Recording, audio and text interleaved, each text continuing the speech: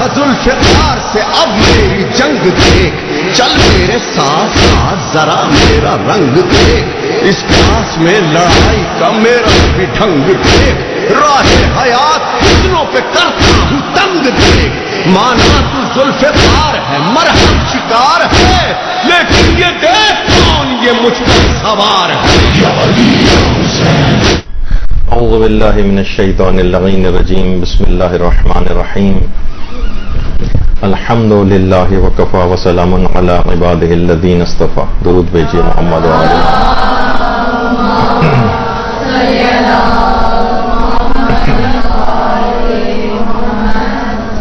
فقہ عزاداری کے سلسلے میں ہماری گفتگو اپنے اگلے مراحل کے اندر داخل ہے۔ کچھ جیسے کہ علم میں ہے آپ کے کہ آج کل مراسم عزاداری کے خلاف کچھ انٹلیکچوئلز، دانشور ٹائپ کے افراد شکوک و شبہات پیدا کر رہے ہیں، اور وہ مسلمہ کچھ ایسے رسومات جس پر مجتہدین کا کوئی اختلاف بھی نہیں،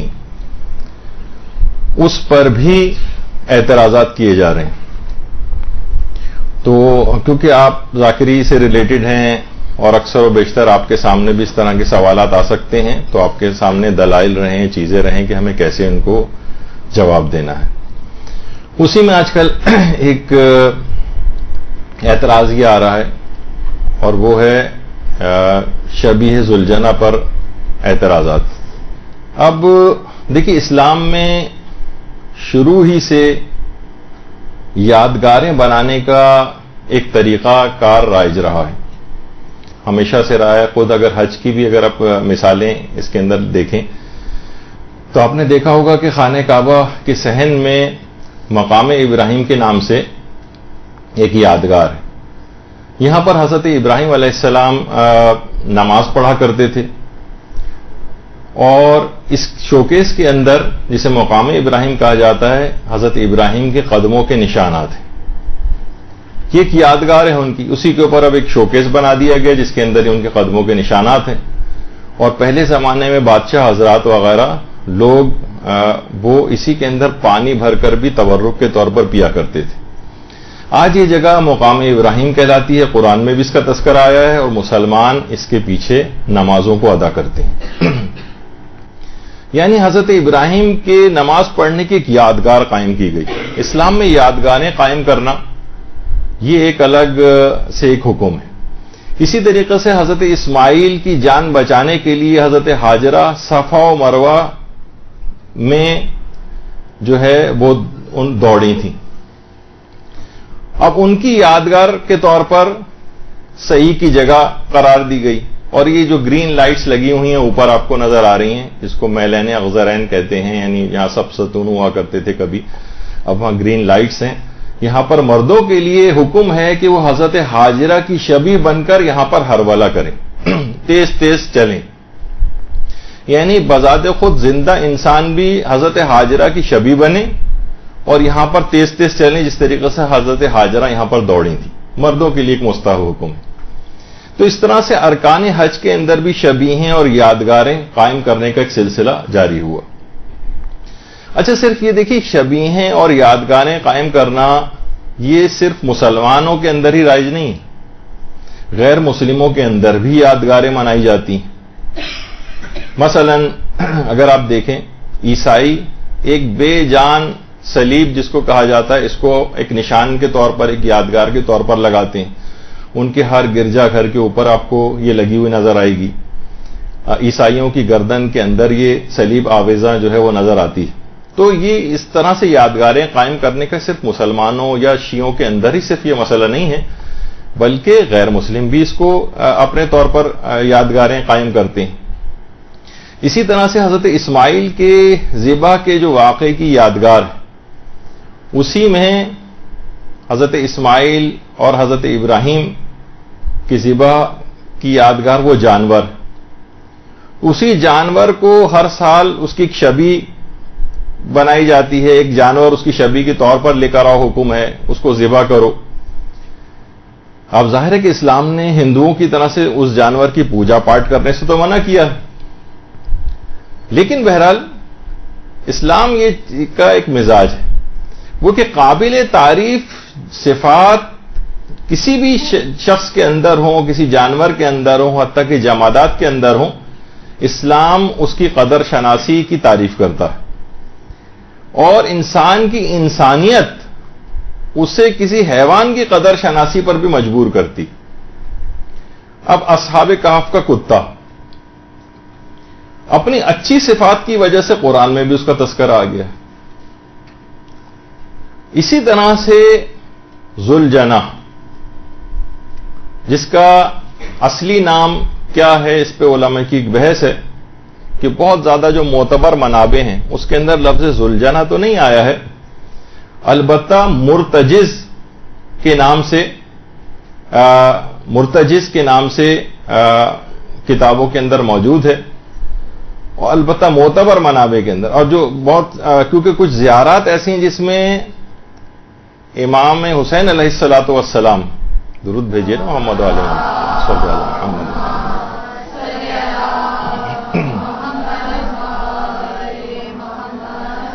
اس میں جیسے کہ زیارت نائیہ میں بھی امام کے اس گھوڑے کو جواد کہا گیا ہے، لیکن اصل نام اس کا مرتجز تھا۔ البتہ کچھ کتابیں اور ہیں مصائب وغیرہ کی، مثلا روضۃ الشہداء، اس کے اندر لفظ ذوالجناح بھی آیا۔ اچھا، اب ایک پہلے چیز ہے کہ ذوالجناح کی وجہ تسمیہ کیا ہے، اس کو ذوالجناح کیوں کہتے ہیں؟ دیکھیے کچھ افراد، ویسے اس کے لفظی معنی کیا ہیں؟ پروں والا، ذوالجناح کے معنی ہیں پروں والا۔ کچھ افراد کا یہ کہنا ہے، لیکن یہ کوئی ویسا عمومی طور پر ذاکرین سے آپ نے سنا ہوگا کہ اس کو جو پروں والا کہا جاتا ہے تو ظاہر ہے اس کو کوئی ویسے پر تو نہیں تھے کوئی، پھر کیوں کہا جاتا ہے؟ اکثر ذاکرین یہ کہتے ہیں کہ اس نے امام حسین علیہ الصلوۃ والسلام جب زخمی ہو گئے تھے، اللہم صلی علی محمد وعلی محمد، تو یہ امام حسین کے گرد چکر لگا رہا تھا اور اپنے جسم پر ان سب تیروں کو لے رہا تھا، تو اس کے جسم پر دائیں بائیں اطراف میں سب تیر پیوست تھے، اور اس طرح سے جس طرح ایک پر نما ایک اس کی ایک شکل ہو گئی تھی، جس طریقے سے ایک پر سے نکلے ہوئے جبکہ وہ تیر تھے، تو ایسا لگ رہا تھا۔ لیکن علماء نے کہا کہ نہیں، اس کی ایک اور وجہ ہے کہ اس کی ایک وجہ یہ ہے کہ یہ بہت زیادہ تیز رفتار تھا۔ دیکھیے گھوڑے کی صفات کے اندر سے بھی ایک چیز آتی ہے کہ ذوالجناح یعنی پروں والا، یعنی گویا جس طریقے سے اڑتا ہوا اتنا تیز رفتار جیسے گویا اڑ رہا ہو، اس وجہ سے اس کو ذوالجناح جو ہے کہا جانے لگا۔ تو گھوڑے کی جو صفات ہیں اس میں سے ایک صفت یہ کہ اتنا تیز رفتار ہو کہ نہ تو دشمن اگر اس کے پیچھے لگ جائے تو وہ دشمن کے بھی قابو میں نہیں آئے، اور اگر دشمن بھاگ رہا ہو تو اس کا پیچھا بھی کر سکے، تو بہت زیادہ تیز رفتار تھا۔ تو اپنی اس تیز رفتاری کے باعث اس کو ذوالجناح کہا جانے لگا۔ اچھا، اب اس کی ذوالجناح کی جو فداکاری ہے اور جو قدردانی کی جاتی ہے اس کی کیا وجہ ہے؟ دیکھیے علماء کہتے ہیں کہ یہ خود بھی کتنا پیاسا تھا، اتنا پیاسا کہ آپ خود اندازہ لگائیں کہ وہ جگہ، وہ مقام کہ جہاں پر 6 ماہ کے حضرت علی اصغر کے لیے 2 گھونٹ پانی دستیاب نہ تھا، وہاں گھوڑوں کو پانی کب ملنا تھا؟ اور یہ جو گھوڑے تھے یہ تو عام افراد سے بھی زیادہ پیاسے تھے۔ کربلا کی شدید ترین گرمی، بار بار امام کے ساتھ ذوالجناح کا میدان میں جانا، وہاں سے واپس آنا، اور میدان سے خیمہ گاہ سے میدان، حملے، لڑائیاں، ساری آمد و رفت اسی پیاسے گھوڑے پر ہوئی ہے جو نہ جانے کب سے پیاسا تھا۔ اچھا، آغاز جنگ جس وقت ہوا ہے اس وقت تیروں کی ایک بارش ہوئی تھی، تو 50 کے قریب امام کے اصحاب، جس میں بنو ہاشم کے کتنے شہزادے بھی تھے، وہ حملہ اولا جس کو کہا جاتا ہے اسی کے اندر شہید ہو گئے تھے، ابھی جنگ سٹارٹ بھی نہیں ہوئی تھی، اور اتنے زیادہ تیر آئے تھے کہ آپ سوچئے کہ 50 افراد اس تیروں کی زد میں آ کر شہید ہوئے ہیں۔ تو آیت اللہ علی نقی نقن صاحب نے لکھا ہے باقاعدہ کہ آپ خود سوچیں کہ جب لوگ اتنے شہید ہوئے ہیں اس کے اندر، تو اس میں کون کہہ سکتا ہے کہ یہ گھوڑے اس میں زخمی نہیں ہوئے ہوں گے اور ان کو تیر نہیں لگے ہوں گے؟ تو ان کا کام ایک مددگار کے طور پر بھی تھا، اور باقاعدہ اس نے کس طرح سے حفاظت کی تھی کہ روایتوں میں کہ 40 افراد کو، روایتوں میں بعض میں 80 کا بھی عدد ہے، کہ صرف اپنے سموں سے مار مار کے ہلاک و زخمی کیا تھا اس نے۔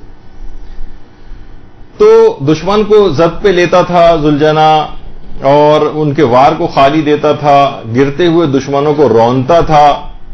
اس پورے ماحول میں اس گھوڑے کی پیاس، اس کے سینے کا التہاب، اس کے باوجود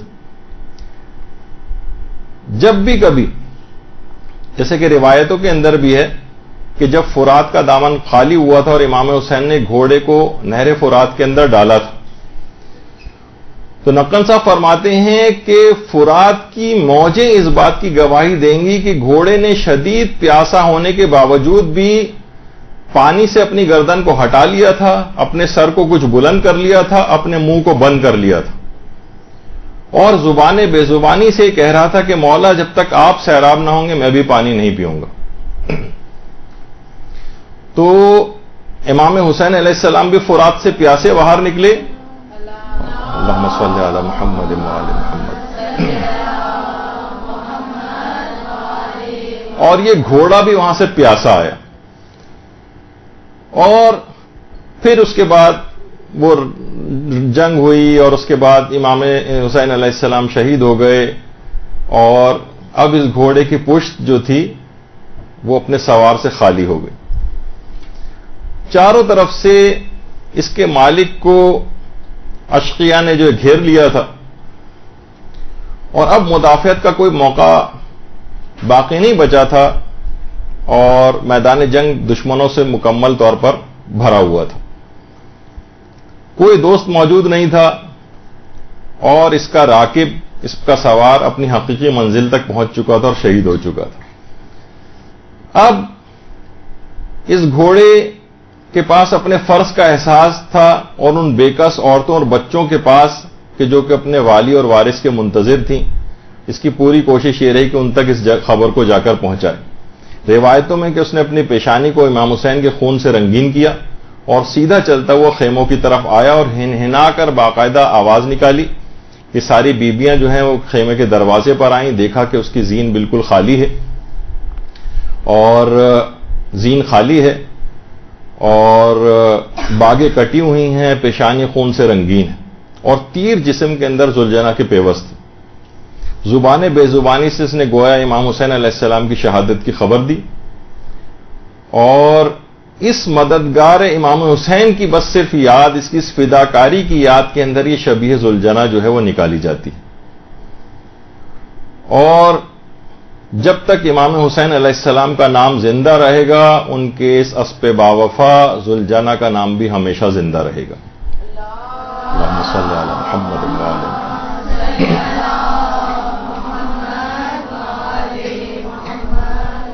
اس پر اعتراض کرنے والوں کے دل لگتا ہے کہ محبت سے خالی ہیں، عاطفت سے خالی ہیں، قدر شناسی کے جذبات کے ساتھ خالی ہیں۔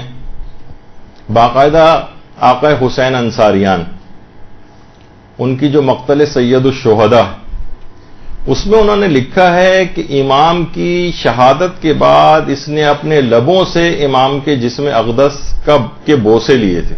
باقاعدہ مقتل سید الشہداء میں آیت اللہ حسین انصاریان نے اس بات کو لکھا، اور کافی دیر تک یہ امام کے جسم اطہر کا استشمام کرتا رہا، سونگتا رہا تھا ان کی شہادت کے بعد،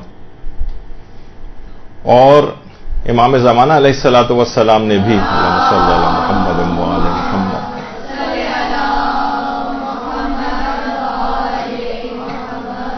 اس کو جواد کے نام سے یاد کیا ہے، اور فرمایا ہے کہ جب عورتوں اور بچوں کی نگاہ ذوالجنا پر پڑی تھی تو دیکھا کہ زین اس کی ڈھلکی ہوئی ہے، تو مخدرات عصمت و طہارت اپنے چہروں کو پیٹنے لگی تھیں اس کی حالت کو دیکھ کر۔ خود امام زمانہ کے جملے، اور ناسخ التواریخ میں بھی ہے لکھا ہے کہ ذوالجنا نے خیموں کے سامنے اپنے سر کو زمین پر مار کر جان دے دی تھی. ایک روایت یہ بھی ہے. اور بعض روایتوں میں یہ بات بھی آئی ہے کہ اس کے بعد ذوالجنا نے دوڑنا شروع کیا اور یہ خیموں سے دوڑتا ہوا فرات کی طرف گیا اور اپنے آپ اس کے پیچھے یزیدی افراد لگے ہوئے تھے کسی طریقے سے اس کو پکڑیں، لیکن یہ دوڑتا ہوا سیدھا فرات کی طرف گیا اور اس کے اندر اپنے آپ کو ڈبو کر اس نے جان دے دی. اور کچھ علماء کا یہ بھی نظریہ ہے کہ جب امام زمانہ علیہ السلام تشریف لائیں گے تو یہ دوبارہ ذوالجنا آئے گا. اللہم صلی علی محمد.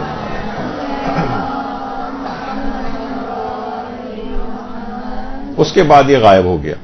تو اس کے مختلف الگ الگ روایات میں ہے کہ اس کے بعد ذوالجنا کہاں گیا، تو اس کے لیے الگ الگ جو روایتیں ہیں بہرحال. تو اب دیکھیے یہ انہی کو کہا جاتا ہے نشانیاں غم امام حسین کے شعائر، جن کو کہا جاتا ہے شعائر حسینیہ. یہ نشانیاں، شاعر پچھلی دفعہ بھی گفتگو میں ذکر ہوا تھا، نشانیوں کو کہا جاتا ہے.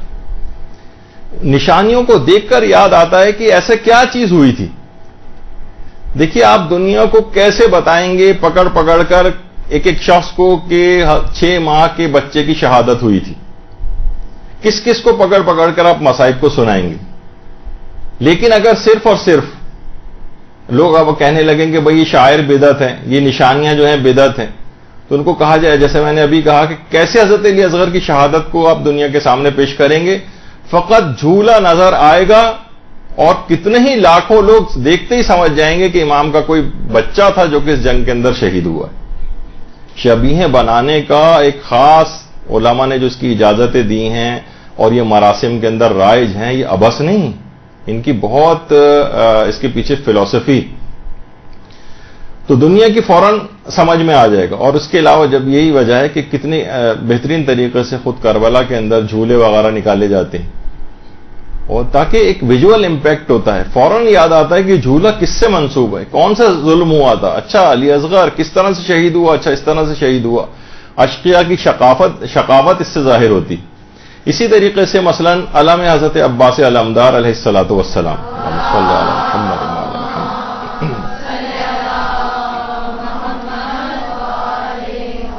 اس پہ لگے ہوئے پنجے، فوراً دماغ متوجہ ہوتا ہے کیوں ہے، اچھا یہ کٹے ہوئے ہاتھ ہیں، اچھا کس کے ہیں، کون تھا علمدار. یہ شبیہیں، یہ علم، یہ خود ایک داستان کو بیان کر دیتے ہیں اس وجہ سے. اسی طریقے سے مثلا جو ہم تابوت اٹھاتے ہیں، تابوت دیکھتے ہی ہر شخص کے دماغ میں آتا ہے کس کا تابوت ہے، کیا ہے، کیوں اٹھایا ہوا ہے، ہر شخص متوجہ ہوتا. تو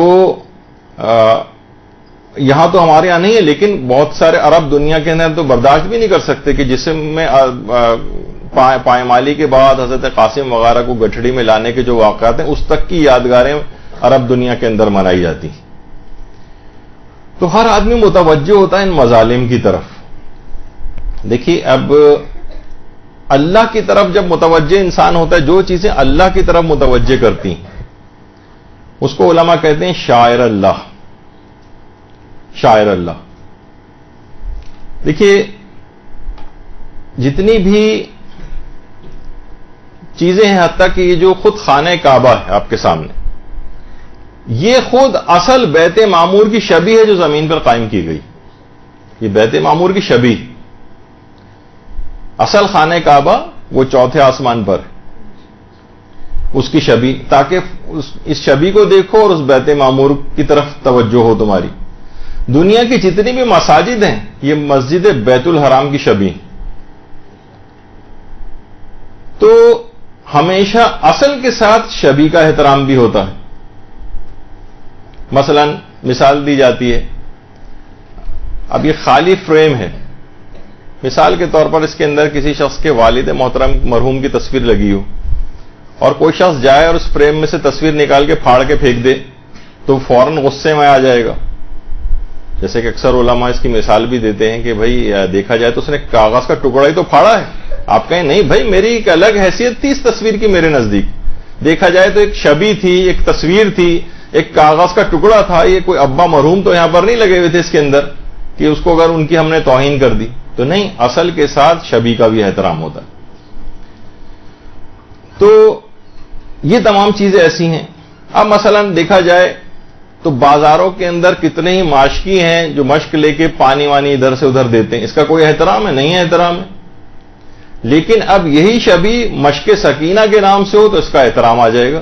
منسوب کر دیا آپ نے, اس کی وجہ سے احترام ہے. کتنے جگہوں کے اوپر آپ کو مختلف قسم کے جھنڈے ونڈے لگے ہوئے نظر آتے ہیں. ان کا کوئی احترام ہے؟ نہیں, کوئی احترام نہیں. پھینک سکتے ہیں, اکھاڑ کے پھینک دیجیے ان کو. لیکن کیا ہے, حتیٰ کہ اگر پاکستان کا بھی جھنڈا ایک احترام آ جائے گا. اب اگر کوئی اس کی توہین کرے گا, جلائے گا, فوری طور پر پولیس پکڑ کے لے جائے گی. دیکھا جائے تو ہم نے کپڑا ہی تو جلایا ہے. نہیں, اس کی ایک نسبت آ گئی. تو اسی طریقے سے عام جھنڈے کا احترام نہیں ہے, لیکن علم حضرت عباس کا ہم نے منسوب کر دیا کہ حضرت عباس سے نسبت اس کی آ گئی, اب اس کا ایک احترام آ گیا. اسی طرح سے عام گھوڑا ہے. کتنے گھوڑے آپ کو نظر آتے ہیں بازاروں کے اندر چلتے ہوئے, ٹانگوں میں چلتے ہوئے. ریس کورس کے اندر کتنے گھوڑے دوڑتے ہوئے نظر آ رہے ہیں آپ کو. ان کا کوئی احترام نہیں. کبھی آپ نے دیکھا کوئی ان کا جا کر احترام کرتا ہو؟ لیکن نہیں, جب گھوڑا امام حسین سے منسوب ہو جائے گا, شبیہ ان کی بن جائے گی, اب اس کا ایک احترام آ جائے گا.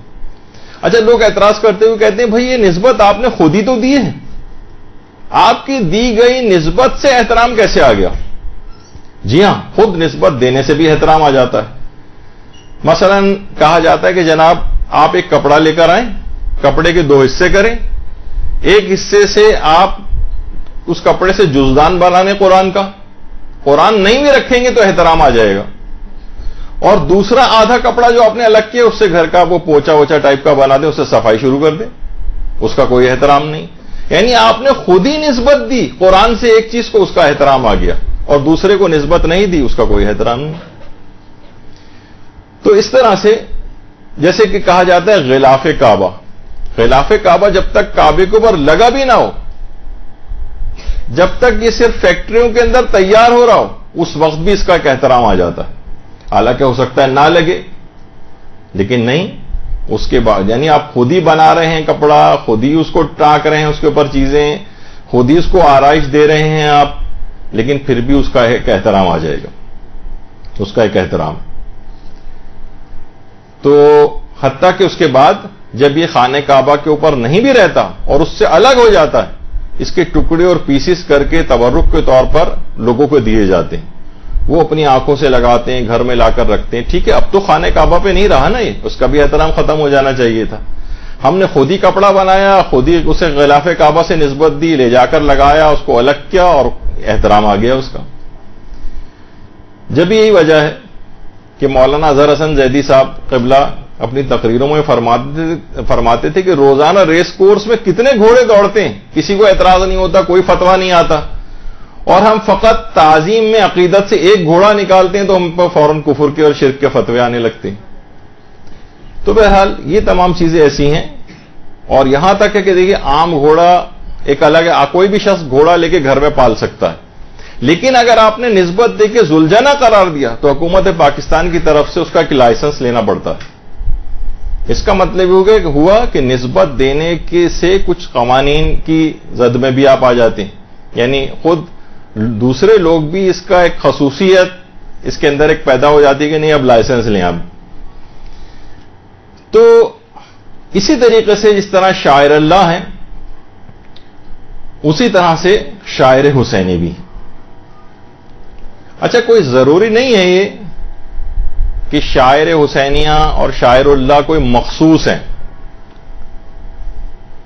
جیسے خود قرآن کے اندر یہ چیز آئی ہے کہ وَمَن يُعَظِّمْ شَعَائِرَ اللَّهِ فَإِنَّهَا مِن تَقْوَى الْقُلُوبِ.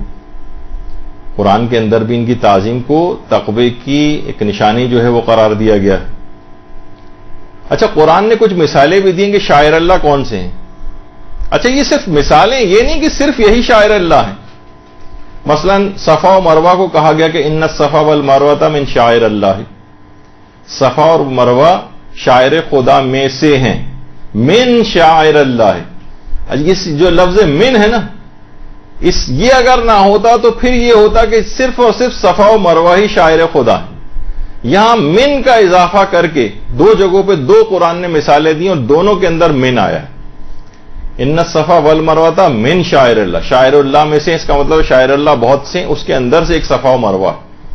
پھر اس کے بعد ہے والبدن جعلناها لکم من شعائر اللہ، جو قربانی کا جانور ہے یہ بھی شاعر خدا میں سے، یہ بھی شاعر اللہ میں سے، یہاں پہ بھی ہے من شاعر اللہ، یعنی اس کے مطلب ہے کہ یہ کوئی مخصوص شاعر خدا نہیں ہے، مخصوص شاعر اللہ نہیں ہے، بلکہ ایک بہت ساری چیزیں ہیں جس کی دو مثالیں دی گئی.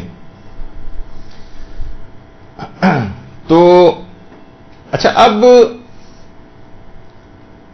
ایک اس کے اندر ہے جانور، جانور کو کہا یہ شاعر اللہ میں سے. والبدنا، بدنا جو کہا ہے اس کو، جو قربانی کا جانور. اور جمادات میں سے جو دو پہاڑیاں ہیں، صفا پہاڑی اور دوسری پہاڑی ہے مروہ پہاڑی. وہ تو پہاڑی بھی نہیں، ٹیلا بھی نہیں کہا جا سکتا اس کو، اب تو اتنی نیچے وہ ہو گئی. اچھا، اگر ان کی تعظیم ان کے پہاڑ کی طرح سے پرہیبت اور بڑے ہونے کی بنا پر اگر قرار دی جائے کہ اللہ نے اس وجہ سے ان کو شاعر خدا کہا ہے، تو پھر تو کیٹو جو ہے اس کو شاعر اللہ میں سے ہونا چاہیے تھا، اس سے تو بڑا کوئی ہے ہی نہیں. اور ہمالیہ کو جو ہے وہ شاعر خدا میں سے ہونا چاہیے تھا، لیکن نہیں. تو حضرت ہاجرہ کے قدموں سے مس ہو کر جو پہاڑیاں تھیں وہ شاعر اللہ بن گئیں. تو وہ جانور کہ جس پر جوانان جنت کا سردار سوار ہو، وہ شاعر خدا میں سے نہیں قرار پائے گا. جس طریقے سے حج کا جانور بدنا، ابھی اس کو قربان بھی نہیں کیا ہے، ابھی اس کو قربانی کرنا باقی ہے، تب بھی بغیر قربان ہوئے بھی یہ شاعر اللہ میں سے ہوتا ہے. لیکن جس نے خود کو بلکہ اپنے پورے خاندان کو قربان کر دیا ہو، کیا وہ شاعر اللہ میں سے نہیں ہوگا؟ یہی وجہ ہے کہ پیغمبر اکرم ختمی مرتبت صلی اللہ علیہ وآلہ وسلم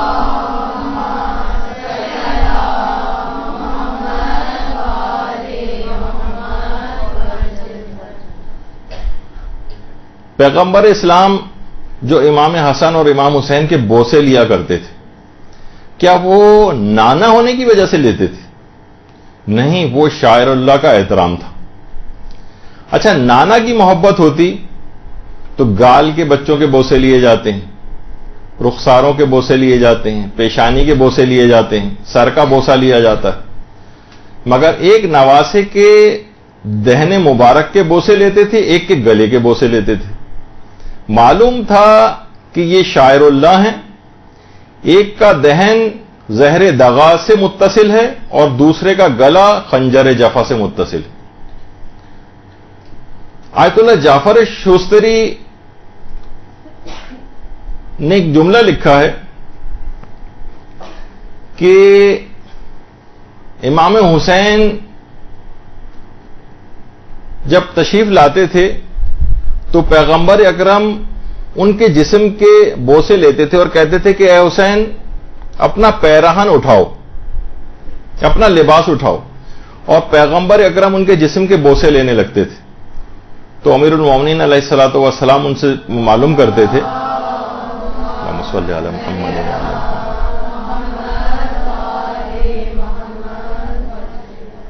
کہ یا رسول اللہ اس کی کیا وجہ ہے کہ آپ جسم سے لباس اٹھا کے حسین کے جسم کے بوسے لیتے ہیں؟ کہا کہ ہاں، جہاں جہاں تلواروں کی ضربیں لگیں گی وہاں وہاں کے میں بوسے لیتا ہوں. تو یہ عمل فقط ایک نانا کی محبت کا اظہار نہیں تھا، بلکہ امت کو شاعر کا احترام سکھانا مقصود تھا. اچھا، آپ علماء فرماتے ہیں کہ دیکھیے جو خلیل خدا کی قربانی تھی، خلیل خدا کی قربانی، مسلمانوں سے اگر آپ پوچھیں کہ اس جانور کو دیکھ کے آپ کو کیا چیز یاد آتی، فوراً وہ کہے گا کہ ہمیں ابراہیم و اسماعیل کی قربانی کی یاد آتی. اچھا، آپ نہ خلیل خدا رہے نہ اسماعیل رہے، مگر پھر بھی اس جانور کو دیکھو اور ان کی قربانی کو یاد کرو. اسماعیل ذبح بھی نہیں ہوئے، قربانی ملتوی ہو گئی. تو وہ اسلام کے جو کہ سابقہ دور کے ایک نبی کی ملتوی قربانی کی یادگار منانے کا حکم دیتا ہے، وہ رسول خدا کے اپنے گھر میں وقوع پذیر ہونے والی قربانی کو کیسے فراموش کر دے گا؟ وہ تو ملتوی شدہ قربانی کی یادگار منانے کا حکم دے رہے ہیں، اور جو قربانی حقیقتاً واقع ہو گئی رسول کے گھر میں، وہ کیسے اس کو فراموش کرے گا؟ دیکھیے علماء یہ بھی کہتے ہیں کہ ابراہیم و اسماعیل کی قربانی میں اصل میں دو کردار تھے، ایک ذبح ہونے والا تھا اور ایک ذبح کرنے والا تھا، ایک قربان ہو رہا تھا اور ایک قربان کر رہا تھا، دو چیزیں تھیں نا۔ اچھا، خود امام حسین علیہ السلام دونوں کردار بیک وقت امام کے اندر موجود تھے، امام خلیل بھی تھے اور بیک وقت ذبیح بھی تھے۔ ذبیح رسول اللہ کی نسبت سے تھے، ذبیح رسول اللہ کی نسبت سے تھے، اور خلیل جو تھے وہ حضرت علی اکبر علیہ السلام کی قربانی انہوں نے پیش کی، اور حضرت علی اصغر علیہ السلام کی قربانی انہوں نے پیش کی۔ تو خلیل بھی تھے اور ذبیح بھی تھے، یعنی ان کی قربانی خلیل بن کر پیش کی، اور اسماعیل کی مانند امام خود بھی ذبح ہو گئے۔ اور یہ جانور بھی جو اب ذبح ہو رہا ہے، اور یہ گوسفند جو حضرت اسماعیل کی شبیہ ہے، یہ اصل میں اسی گوسفند کی شبیہ ہے جو حضرت اسماعیل نے جس کو ذبح کیا تھا۔ تو اس کا احترام کیوں ہے، اس کی توہین کیوں نہیں کر سکتے جو ہم حج پہ قربانی کرتے ہیں اور جو بقرعید کی مستحب قربانی کرتے ہیں کہ اس جانور نے ایک نبی زادے کی جان بچائی؟ تو جو بھی نبی زادے کی جان بچائے وہ شاعر اللہ میں داخل ہو جاتا۔ تو ذوالجنہ نے رسول اللہ کے نواسے کی آخری وقت تک جان بچائی، آخری وقت تک۔ یہ وفادار جانور نہ جانے کب سے پیاسا تھا، امام شہید ہو گئے، خود وہ حوض کوثر سے سیراب ہو گئے، مگر یہ امام کے بعد بھی پیاسا رہا، اور آخر وقت تک ان کی جان بچاتا رہا، یہاں تک کہ اپنے پاؤں سے اشقیاء کو کچلتا رہا۔ تو اب ایک یاد رکھیے کہ اب کوئی جانور اگر نبی زادے کی جان بچائے تو وہ یاد رکھنے کے قابل ہے۔ ہم وفادار ہیں، ہم ایسے جانور کو بھی یاد رکھیں گے جو آل رسول کے کام آیا ہے، اور ہم ہر اس انسان کو بھلا دیں گے جو آل رسول کے کام نہیں آیا۔ اللہم صلی علی محمد وآل محمد۔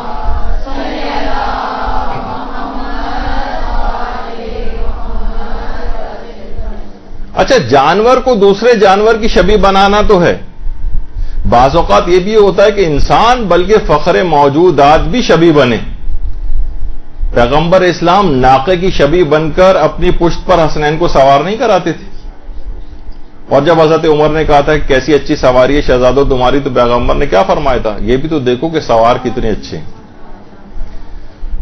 خیر، تو اب غیروں کو تو چھوڑیے، اپنے افراد بھی اس شبیہ ذوالجنہ کے اوپر اعتراضات کرتے نظر آ رہے ہیں۔ تو چند ایک اعتراضات آپ کے سامنے پیش ہو جائیں۔ پہلا تو اعتراض یہ ہے کہ یہ صرف انڈیا اور پاکستان کے اندر اس کی شبیہ منائی جاتی ہے، ایران عراق وغیرہ میں تو ہم نے کبھی نہیں دیکھا۔ لوگوں کا عام طور پر ایک اعتراض ہوتا ہے۔ سب سے پہلے تو یہ بات یاد رکھ لیجئے کہ ایران اور عراق میں کسی رسم کا ہونا نہ ہونا یہ کوئی معیار نہیں۔ کتنی ایسی چیزیں جو ایران عراق میں نہیں ہوتی ہمارے یہاں ہوتی ہیں، اور کتنی ایسی چیزیں جو وہاں ہوتی ہیں اور یہاں پر نہیں ہوتی۔ اس میں ہماری گفتگو ہو چکی ہے پچھلی مرتبہ کہ عرف مختلف ہوتے ہیں، عرف کے معیارات الگ الگ ہیں، عرف کی رسومات الگ ہیں۔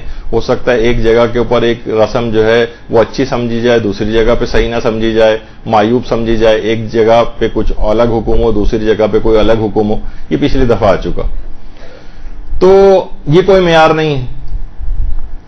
اچھا دیکھیے، ہمارے ہاں کچھ رسومات بہرحال ان علاقوں سے زیادہ نظر آتی ہیں بظاہر، تو علماء فرماتے دیکھیے اس کی کچھ نفسیاتی وجوہات بھی، نفسیاتی وجوہات۔ دیکھیے نفسیاتی وجہ یہ کہ خود ایران کے اندر آئمہ کی اوریجنل قبریں موجود ہیں، اوریجنل روضے موجود ہیں۔ عراق میں بھی ایسا ہی ہے، کتنے ہی آئمہ کی قبور ہیں، روضے ہیں۔ تو وہاں کے عوام ان کو ایک جذبات کے اظہار کا ایک آؤٹ لیٹ کی ایک جگہ ہے، وہ جہاں اپنے غم کے جذبات کا اظہار کرتے ہیں، امام سے توسل کرتے ہیں، اوریجنل قبریں وہاں پر موجود ہیں۔ تو وہاں پر اگر کوئی بہت زیادہ رسومات نظر بھی نہ آئیں تو اس کی ایک وجہ ہے کہ ان کے پاس اوریجنل چیزیں موجود ہیں۔ ہمارے ان علاقوں کے اندر امام کی کوئی قبر نہیں ہے، کوئی ان سے منسوب جگہ نہیں ہے۔ اب کیسے لوگ ان سے وابستہ ہوں؟ تو اس وجہ سے یہاں پر شبیہیں بنانے کا رواج ہوا، یہاں پر ذریعیں بنانے کا رواج ہوا کہ ہمارے ہاں روزے نہیں ہیں لیکن ہمارے ہاں روزوں کی شبیہیں بنی، تو لوگوں کی عقیدت رہے، لوگ اپنے جذبات کا وہاں جا کر اظہار کر سکیں.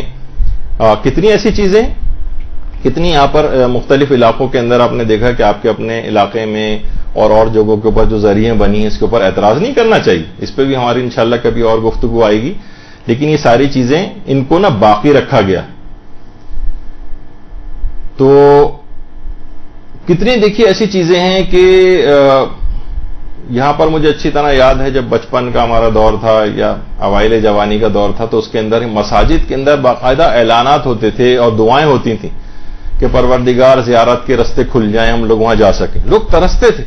یہ تو اب ذرا جا کے جب آپ لوگوں کے سامنے چند سالوں کے اندر اتنے کاروان بنے اور یہ عالمی حالات تبدیل ہوئے، ان جگہوں کے اوپر جانا آسان ہوا تو اب لوگوں کے لیے. لیکن یہ رسومات اور یہ جو ذریعے ہیں اور یہ سب کچھ لوگوں کو دین سے اٹیچ رکھنے کا ایک سبب تھی.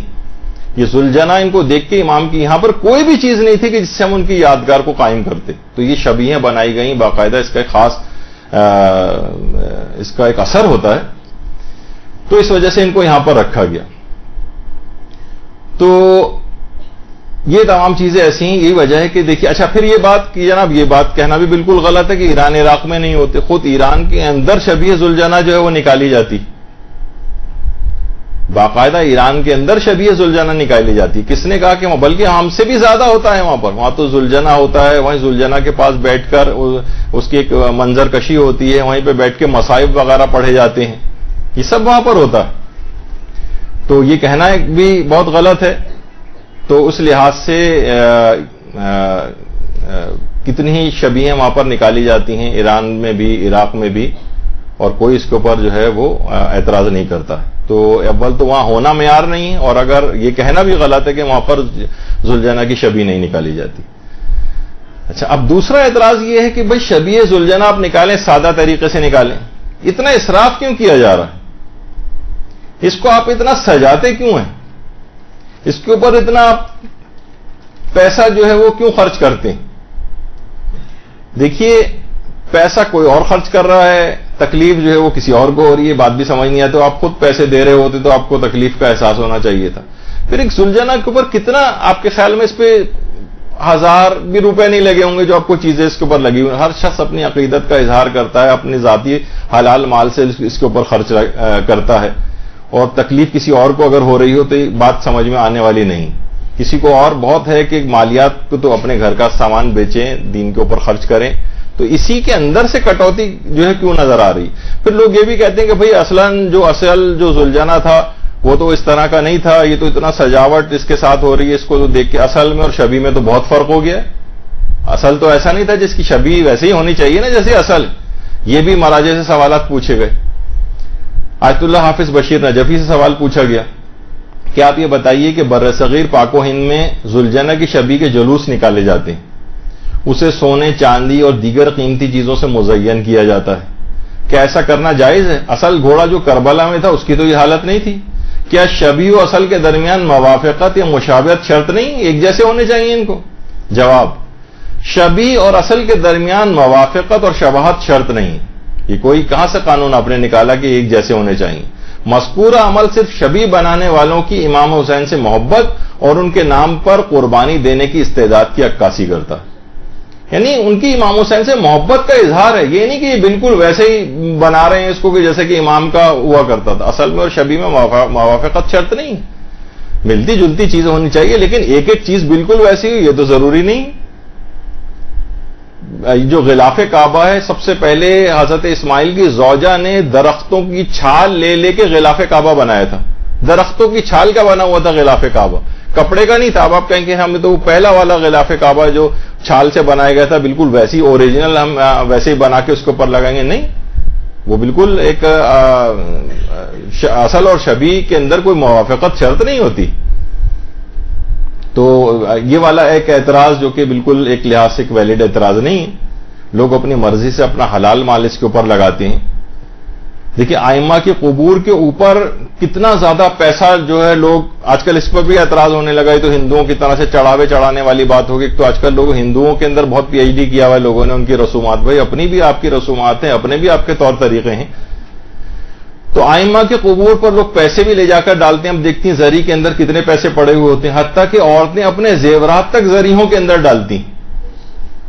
اور اتنا زیادہ پیسہ وہاں پر اس لحاظ سے اکٹھا ہوتا ہے ائمہ کی زری پر کہ ایک زمانہ گزرا ہے کہ جب حکومت ایران اپنی ضرورتوں کے لیے جب جنگ وغیرہ ہو رہی تھی وہاں پر اس پہ مسلط کی گئی تھی، تو امام رضا علیہ الصلوۃ والسلام کے روضے سے قرض لیا جاتا تھا.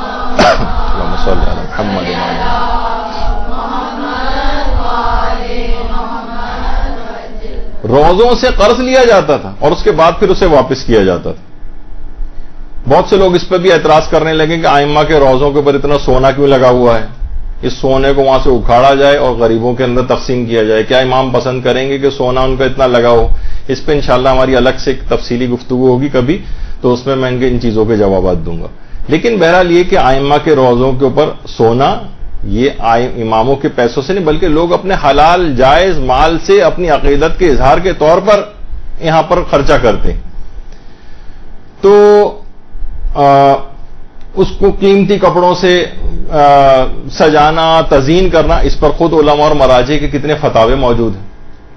باقاعدہ آیت اللہ سعید الحکیم سے بھی بات پوچھی گئی کہ کیا تابوت شہدائے کربلا کو تیار کرنا، گہوارِ علی اصغر کو تیار کرنا اور اس کی آرائش کرنا، ذوالجناح سواری امام حسین کا آراستہ کرنا اور اس کی آرائش کرنا، حضرت قاسم ابن الحسن کی محمل کو آراستہ کرنا اور اس کی تزئین کرنا، علم حضرت ابو الفضل العباس کو آراستہ کرنا اور اس کی آرائش کرنا مراسم عزاداری میں جائز ہے؟ سوال. جواب آیت اللہ سعید الحکیم، بذات خود ان کاموں میں کوئی حرج نہیں، کوئی حرج نہیں، بالکل یہ کام جائز ہیں. ان کو سجانا، ان کی تزئین کرنا، ان کی آرائش کرنا، یہ سب جائز ہے. ذوالجناح کو سجانا، یہ سب جائز ہے. اس کے بعد آیت اللہ حافظ بشیر نجفی سے بھی یہ سوال پوچھا گیا کہ آیا ذوالجناح کو اس طرح زینت دینے سے غم و مصیبت سید الشہداء تازہ ہوتی؟ یہ تو ہمیں پھول اور یہ اس کے اوپر یہ سب چیزیں لگی ہوئی ذوالجناح پہ نظر آنا ایک لحاظ سے، اس سے تو ہمیں غم بظاہر یہ لگ رہا ہوتا ہے لوگوں کو، یہ شاید تازہ نہیں ہو رہا معترضین کو جو لگتا ہے. تو جواب انہوں نے یہی دیا کہ اس شبیہ ذوالجناح کو مزین کر کے مومنین امام حسین کے نام پر فداکاری اور محبت و عشق کا مظاہرہ کرتے ہیں، اور اس لحاظ سے ایسا کام کرنا شرعی حوالے سے باعث ثواب بھی، یعنی ذوالجناح کو سجانا باعث ثواب ہے. تو یہ اور اس کا غم امام حسین، لوگ اس کو دیکھ کے خوشی کا ان کا احساس ہوتا ہے، یہ غم کے جذبات پیدا ہوتے ہیں، غم کے جذبات پیدا ہوتے ہیں. کون اس کو دیکھ کے خوش ہوتا ہے، ہنس رہا ہوتا ہے؟ نہیں، ایسا کچھ نہیں ہوتا ہے. یاد آتی ہے امام کی، اور یہ اپنے جذبات کا اظہار. ہم اس کو کیا اس طرح سے رکھتے ہیں؟ اگر امام کا گھوڑا نظر آتا ہم اس کی صفائی کرتے، اس کو اچھی سی چیزیں اس کے اوپر جا کے اپنے محبتوں کے اظہار کے طریقے ہیں، اس پہ لوگوں کو روکنا یہ اچھا نہیں. اسی طرح سے دو مراجع اور ہیں، آیت اللہ نوری حمدانی اور آیت اللہ شیخ جواد تبریزی. انہوں نے بھی یہ کہا کہ شبیہ ذوالجناح پر چادریں چڑھانا اور اسے سجانا بالکل جائز ہے. حتیٰ کہ ان سے یہ کہا گیا کہ چادر اور یہ زیورات سے، بلکہ بہت سے افراد تو زیورات تک ذوالجناح کے اوپر چڑھاتے ہیں. انہوں نے کہا کوئی حرج نہیں، اشکال نہ دارت. آیت اللہ جواد تبریزی نے کہا اور آیت اللہ نوری حمدانی نے فرمایا کہ طبق متعارف اشکال نہ دارت، یعنی جس طرح نارملی عام طور پر سجایا جاتا ہے جن علاقوں میں جس انداز سے اسی طرح سجائیں، کوئی حرج نہیں. باقاعدہ علماء اور مراجع کے استفتاء ہیں. اور آیت اللہ سیستانی کے جو نمائندے جو باقاعدہ سوالوں کے جو ہیئت استفتاء کے اندر ہیں اور سوالوں کے جوابات، بلکہ اس کے ہیڈ ہیں آغا مرتضی مہری، تو ان سے باقاعدہ بہت سے لوگ بھی کہنے لگے ہیں بھائی یہ تو جائز نہیں ہے، حرام ہے. تو یہ سوال ان سے پوچھا گیا کہ کیا آیت اللہ سیستانی کے نزدیک مراسم عزاداری میں شہدائے کربلا کے تابوت، علی اصغر کا جھولا، حضرت قاسم کی محمل، ذوالجناح امام حسین، علم حضرت عباس کو بنانا اور آراستہ کرنا، اسے سجانا حرام ہے؟ جواب ہے ان چیزوں کے حرام ہونے کی کوئی دلیل نہیں. یہ کس طرح سے لوگ کہہ رہے ہیں کہ بھئی یہ چیزیں حرام؟ کیا دلیل ہے آپ کے پاس؟ نہیں، ایسا کچھ نہیں. تو یہ تمام چیزیں بہت ہی عجیب و غریب آج کل ہونا شروع ہو گئی ہیں. تو ان کو یہ بھی ایک اعتراض ہے، نہیں اتنا آراستہ کرنے کی کیا ضرورت ہے؟ نہیں، اس سے یہ محبت اور عشق کے جذبات کا اظہار کیا جاتا ہے، اور آپ نے دیکھا کہ علماء فرماتے ہیں کہ باعث ثواب بھی. اچھا، اب پھر یہ بھی اعتراض کیا جاتا ہے کہ بھائی ایک آدھ زلجانہ نکالنا کافی ہے پورے شہر میں، اتنے زیادہ زلجانہ نکالنے کی کیا ضرورت؟ اول تو خیر اتنے زیادہ زلجانہ کہیں پہ ایک علاقے میں زیادہ زیادہ ایک ہوتا، انچولی میں ایک زلجانہ ہے، جعفر طیار میں مشکل سے ایک زلجانہ ہوگا، اور علاقوں کے اندر ایک ایک جہاں جہاں مومنین موجود ہیں. تو آج کل ہر وقت کفایت شاری ساری عزاداری کے سلسلے میں لوگوں کو یاد آنے لگتی ہے. اتنے زلجانہ کیوں ہیں، اتنا علم کیوں ہیں، اتنے بڑے علم کیوں ہیں، اور چھوٹے جو ہیں اس سے جب کام چل سکتا ہے تو اتنے بڑے کیوں بنائے جائے، اتنا کپڑا ان کے اوپر ضائع ہوتا ہے، کسی غریب کو ہی وہ کپڑا پہنا دیا جائے وغیرہ وغیرہ. تو دیکھیے یہ سب ایک فائدے مند کام ہے. امام حسین کی یاد منانے کے لیے جتنے بھی ضروری سمجھے جائیں اتنے زلجانہ بھی بن سکتے ہیں، اتنے ہی علم بھی بنائے جا سکتے ہیں، اپنی عقیدت کا ایک اظہار. اب مثلا ہم کہیں جیسے انچولی کے اندر ایک ہمارا مدرسہ القائم مثلا، اب کتنے ہی مدارس اور یہاں پر آلریڈی موجود ہیں، اور ہماری خواہش ہے کہ اور بھی اس سے بھی زیادہ. اب کوئی کہے کہ بھائی انچولی میں ایک مدرسہ کافی، اتنے زیادہ مدرسوں کی کیا ضرورت ہے؟ نہیں، ضرورت ہے. جتنے بھی اسلام کی شوکت کا اظہار ہو، جتنے بھی وہاں پر طالب علم پڑھیں، جتنے بھی ہر جگہ ہر گلی کے اندر ایک اگر چھوٹا سا ایک مدرسہ بن جائے. لوگ بعض اوقات اتنی دور نہیں آ سکتے کہ انچولی کے بالکل کارنر پہ رہتا ہے، یہاں آنا میں اس کو مشکل ہے، اپنے گھر کے قریب کوئی مدرسہ ہو. تو جتنے بھی ہوں اتنے ہی زیادہ اچھے ہیں. اچھا، بعض اوقات ایک نعرہ سننے میں آتا ہے بھائی ایک مرکز ہونا چاہیے. میں اس لحاظ سے کہہ رہا ہوں بھی کہ ہمارے دینی اور وہ جو مختلف مراکز ہیں، بعض اوقات علماء کہتے ہیں کہ نہیں، مراکز بھی ایک سے زیادہ ہونے چاہیے. بعض اوقات یہ ہوتا ہے کہ دشمن اپنی ساری فورس لگا کے ایک جگہ پہ ایک مرکز کو ختم کر دیتا ہے، تو اگر کئی مراکز ہوں تو دوسرا مرکز اس کی جگہ کو سنبھال لیتا ہے. مثلا جیسے کہ حوزہ علمیہ ہمارا قوم ہے، ماشاءاللہ سے کیا بہار ہے، کتنے لاکھوں علماء وہاں پر تیار ہو کے نکل چکے ہیں اور نکل رہے ہیں، اور انشاءاللہ نکلتے رہیں گے وہاں سے. تو علماء کے جو وہاں دیکھیں کتنے زبردست علماء کے وہاں پر درس خارج، علماء کی ایک بہار ہے جو کہ قوم کے اندر نظر آ رہی. اسی طریقے سے یعنی کبھی ایک زمانہ تھا یہیں پر آیت اللہ سید محمد رضا گل پائگانی تقریباً ایک جوانی کا ان کا دور تھا، اسی معصومہ قوم کے صحنوں میں جو ہے وہ درس دیا کرتے تھے. اسی طریقے سے نجف اشرف ہے ہمارا، نجف میں علماء کی اس طرح سے دروس ہوتے تھے، اور آیت اللہ خوئی وہاں پہ مسجد خضرا کے اندر جو ہے وہ درس دیا کرتے تھے. اور اب وہی اب دیکھیں کتنے بڑے بڑے ایسے ادوار وہاں پر آئے ہیں کہ بیچ میں حوضہ لوگ وہاں کم جانے لگے تھے، کتنی مشکلات ہو گئی تھیں صدام وغیرہ کے دور میں. تو ہمارا دوسرا مرکز قوم موجود تھا، وہ طاقتور ہوتا چلا گیا. تو دشمن اگر ایک مرکز کے اوپر وہ رہے تو دوسرا مرکز ہونا چاہیے. کتنے ہمارے ایسے مراکز ہیں، اگر آپ دیکھیں باقاعدہ ہلہ میں ہمارا ایک حوزہ علمیہ رہ چکا ہے، اسی طریقے سے مثلا جبل عامل میں رہ چکا ہے، اور سامرہ میں اور مختلف جگہوں پہ. تو ہر جگہ بھی حوزہ جات بھی ہر جگہ کھلنے چاہیے. پاکستان کے اندر بھی اگر علماء کوشش کریں تو یہاں پر بھی ایک بہترین حوزہ جو ہے اسی انداز کا جو ہے وہ بنایا جا سکتا ہے، اور ہر جگہ ہو. اللہم صلی علی محمد و علی محمد. ایک زمانہ تھا کراچی شہر کے اندر صرف ایک کیسٹ لائبریری ہوتی تھی، نجفی کیسٹ لائبریری، ماشاءاللہ ابھی بھی موجود ہے اور کام کر رہی ہے. تو باقاعدہ ابھی کے استاد ایک محترم وسیع امام صاحب قبلہ جو ہے، وہ اس زمانے میں آج سے تقریباً 30 سال پرانی بات ہے، 30 یا 35 سال پرانی. تو وہ کسی جگہ کسی عالم دین کے پاس گئے تھے اور ان سے کہا تھا کہ بھائی ہم اپنے علاقے میں بھی کیسٹ لائبریری قائم کرنا چاہ رہے ہیں. تو انہوں نے باقاعدہ ان کو ڈانٹا کہ ایک کیسٹ لائبریری ہے تو کیا ضرورت ہے آپ کو دوسری کیسٹ لائبریری بھی بنانے کی اور 1.5 اینٹ کی مسجدیں اپنی بنانے کی. جبکہ اس کے بعد علماء نے وہی تھا کہ ہر علاقے کے اندر جو ہے وہ کیسٹ لائبریری ہونی چاہیے. ایک کیسٹ لائبریری کہاں تک لوگوں کی جو ہے وہ پوری کرے گی ضروریات. تو کئی کیسٹ لائبریری ایک جال سا پھیل گیا، بک لائبریریز قائم ہو گئی، ہر جگہ کی ضرورت ہوتی. تو یہ تمام چیزیں بھی یہ نہیں کہ بس ایک گھوڑا کافی ہے، ایک زلجانہ کافی ہے، ایک علم کافی ہے، ایک تابوت کافی ہے. نہیں، جتنی بھی ضرورت ہوگی، جتنی زیادہ ہوں گی، اتنے ہی مظاہر غم و حزن کے ہر علاقے کے اندر جو ہے وہ نظر آئیں گی. تو یہ تمام چیزیں دیکھیے اس طرح سے ہیں کہ ہر علاقے کے اندر جو ہے وہ زلجانہ ہوں. لوگوں کی بہت عقیدتیں وابستہ ہیں، ان کی عقیدتوں سے اس طرح سے نہیں کھیلنا چاہیے کہ آپ اعتراض کر کے ان کو مشکوک بنائیں. کتنے لوگ ہیں اس کو ہاتھ لگانے کے لیے اس کو متورک سمجھتے ہیں، اس کو ہاتھ لگاتے ہیں، اس کو پیار کرنے کے لیے آتے ہیں. امام کی باقاعدہ ایک یادگار کے طور پر اس کو دیکھا جاتا ہے. کتنے لوگوں کے جذبات اس کے ساتھ وابستہ ہوتے ہیں. ان پہ اعتراضات کر کے ان کے جگر کو چھلنی کیا جائے، ان کو مشکوک بنایا جائے، جبکہ ان تمام چیزوں کے اثرات ہوتے ہیں.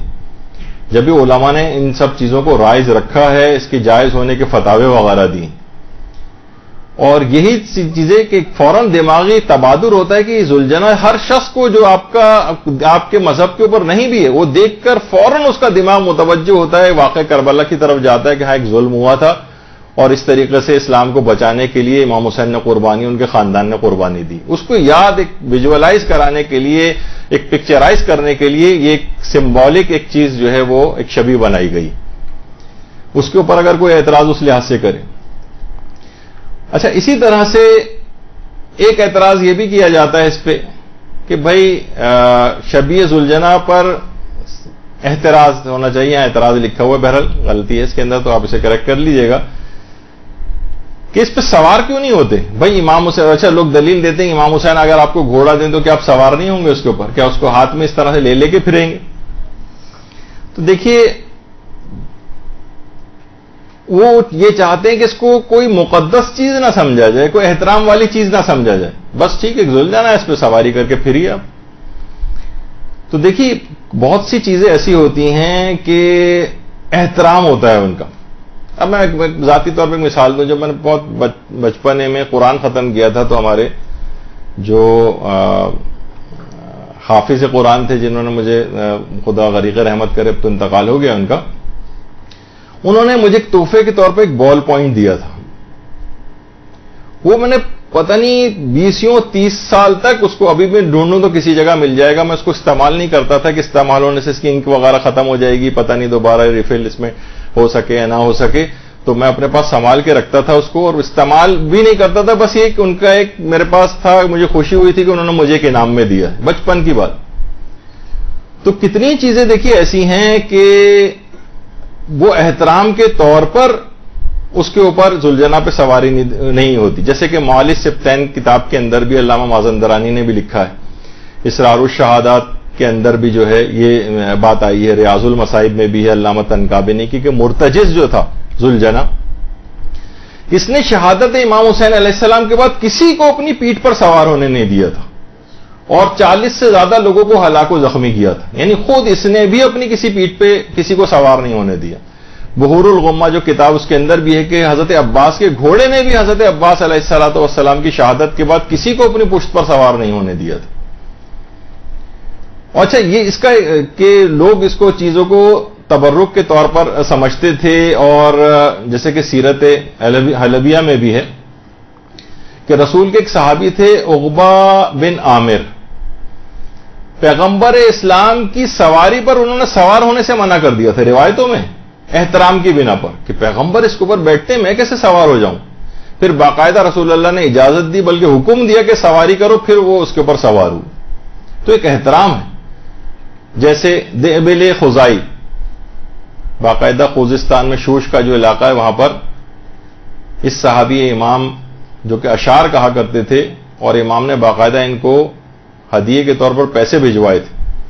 تو انہوں نے وہ پیسے واپس کیے اور کہا کہ مولا مجھے پیسے نہیں چاہیے، بلکہ مجھے اپنا ایک لباس عنایت فرما دیں. تو امام نے لباس بھی عطا کیا اور وہ پیسے بھی ان کو دیے.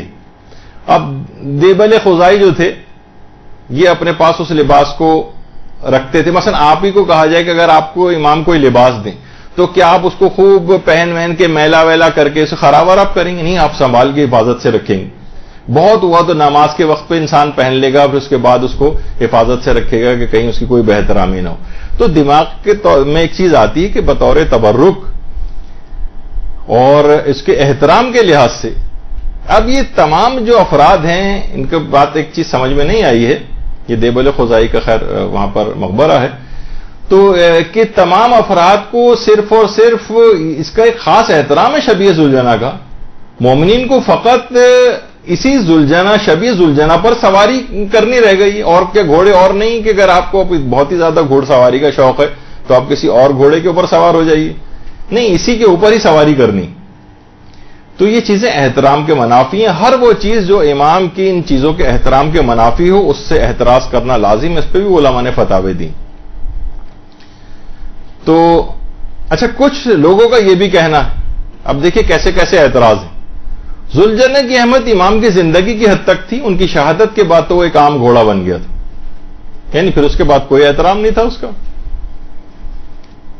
دیکھیے اگر اس بات کو مان لیا جائے, اس بات کو اگر مان لیا جائے کہ اس امام کی زندگی کی حد تک اس کا احترام تھا, اگر بالفرض وہ احترام مانا جائے, ایک ورنہ اس کے بعد ایک عام گھوڑا بن گیا تھا, تو پھر جب خانہ کعبہ کے جو غلاف کے ٹکڑے جب تک خانہ کعبہ تک لگے تب تک احترام ہے, اس کے بعد کیوں ان کا احترام ہے؟ لوگ باقاعدہ لے کے جن کو ٹکڑا ملتا ہے اس کو فریم کر کے گھر میں لگاتے ہیں, اس کو خاص احترام سے رکھتے ہیں, اس کی خاص زیارت ہوتی ہے, لوگ اسے لے لے کے چومتے ہیں.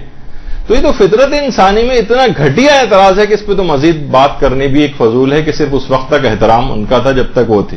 اس کا مطلب یہ تھا کہ پیغمبر اسلام کے انتقال کے بعد ان سے وابستہ جتنی چیزیں سب کا احترام ختم ہو گیا تھا. پیغمبر کی اونٹنی کا کوئی احترام نہیں تھا, پیغمبر کے حجروں کا کوئی احترام نہیں تھا, پیغمبر کے لباس کا کوئی احترام باقی نہیں تھا.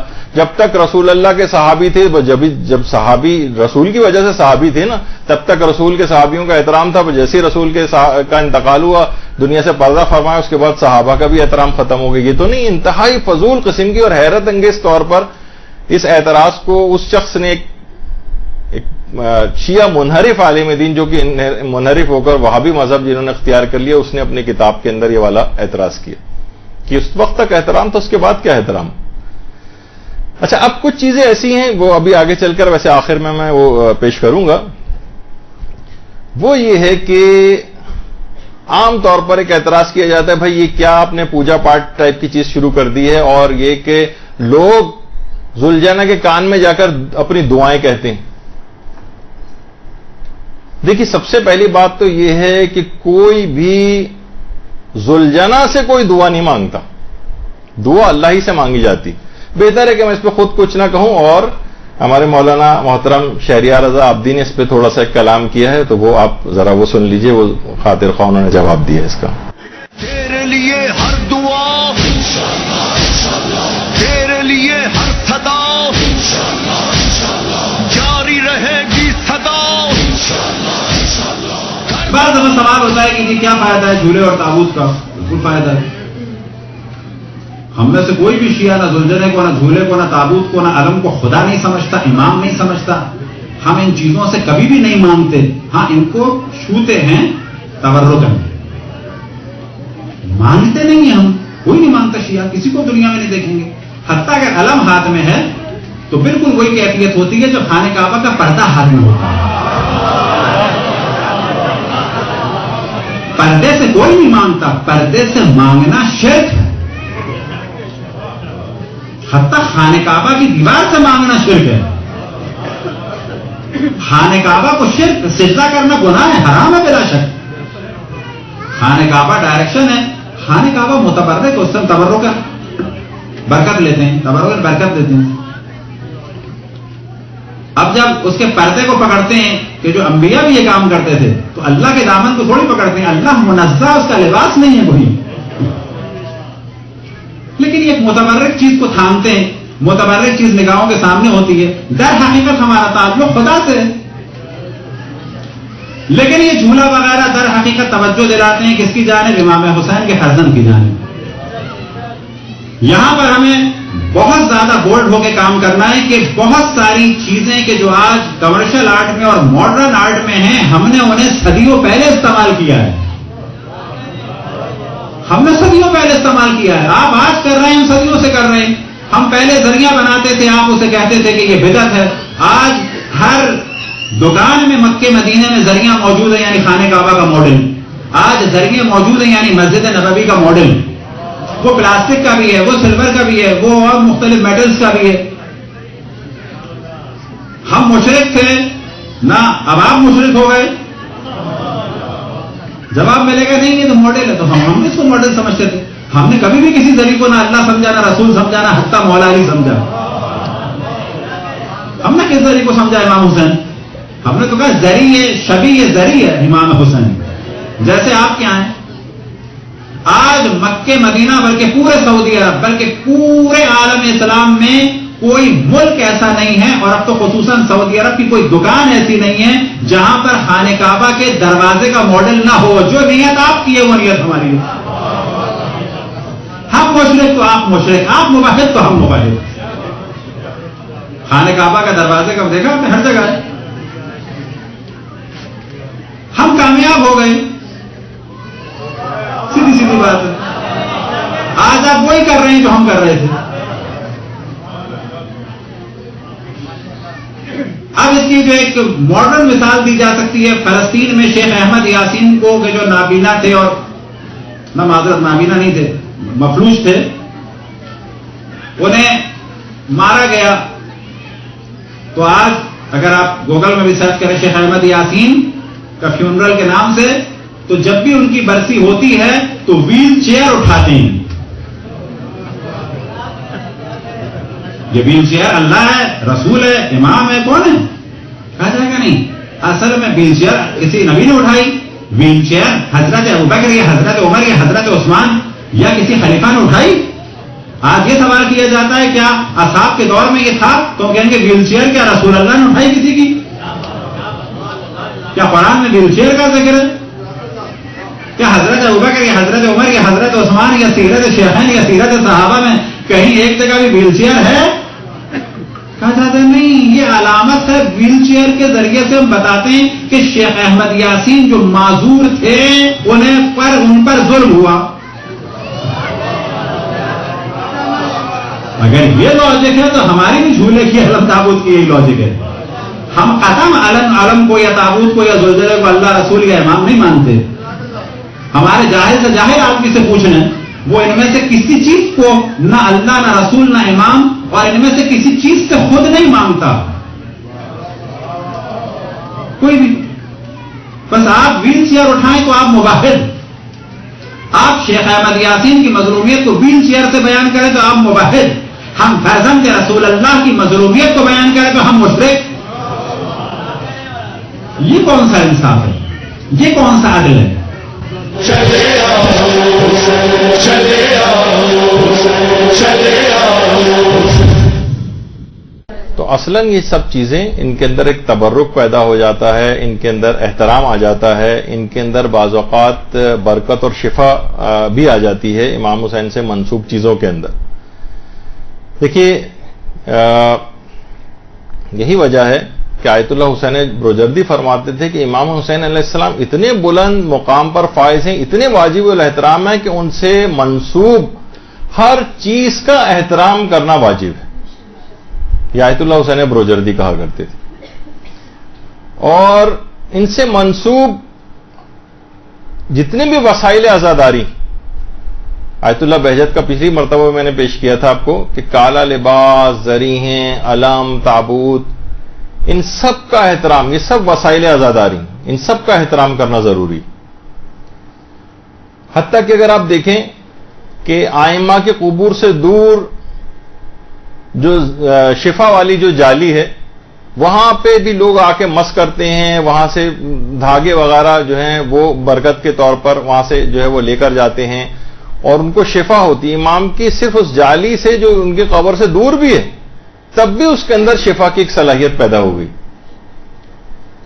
براہ راست قبر بھی نہیں. تو اس طرح سے ان چیزوں کی اہمیت کتنا آپ دیکھتی ہیں کہ دسترخوانے جو وہاں پر دسترخوان ہوتے ہیں اور باقاعدہ امام کے جو مضیف اور وہاں پر جو کھانے وغیرہ آپ اکثر وہاں جا کر حرم کی طرف سے کھاتے ہیں، اس کے اندر ان کھانوں کے اندر ایک برکت. وہاں کی جو روٹیاں، جو سوکھی ہوئی روٹیاں ہوتی ہیں، آپ نے دیکھا ہوگا ایرانی اور عراقی کتنا منتیں سماجتیں کرتے ہیں کہ ہمیں وہ سوکھی ہوئی روٹی کے ٹکڑے دے دو کم سے کم. اس کے اندر ایک شفا کی خصوصیت پیدا ہو گئی. تو ان سے منسوب چیزیں وہ شفا. جب بھی آیت اللہ اسحاق فیاض فرماتے ہیں کہ اہل بیت کے عزاداروں کے لیے مجلس عزا کے تبرک کا اہتمام کرنا بھی تعظیم شاعر حسینی میں شامل. ان کے لیے تبرک کا اور کھانے وغیرہ کا اہتمام کرنا یہ خود ایک کتنا بڑا ثواب کا کام ہے اور تعظیم شاعر میں اس کو سمجھا گیا. تو ان سے منسوب چیزیں حالانکہ نسبت آپ خود ہی دیتے ہیں. جب بھی روایتوں کے اندر ہے کہ ہمارے چوتھے امام امام زین العابدین علیہ الصلوۃ والسلام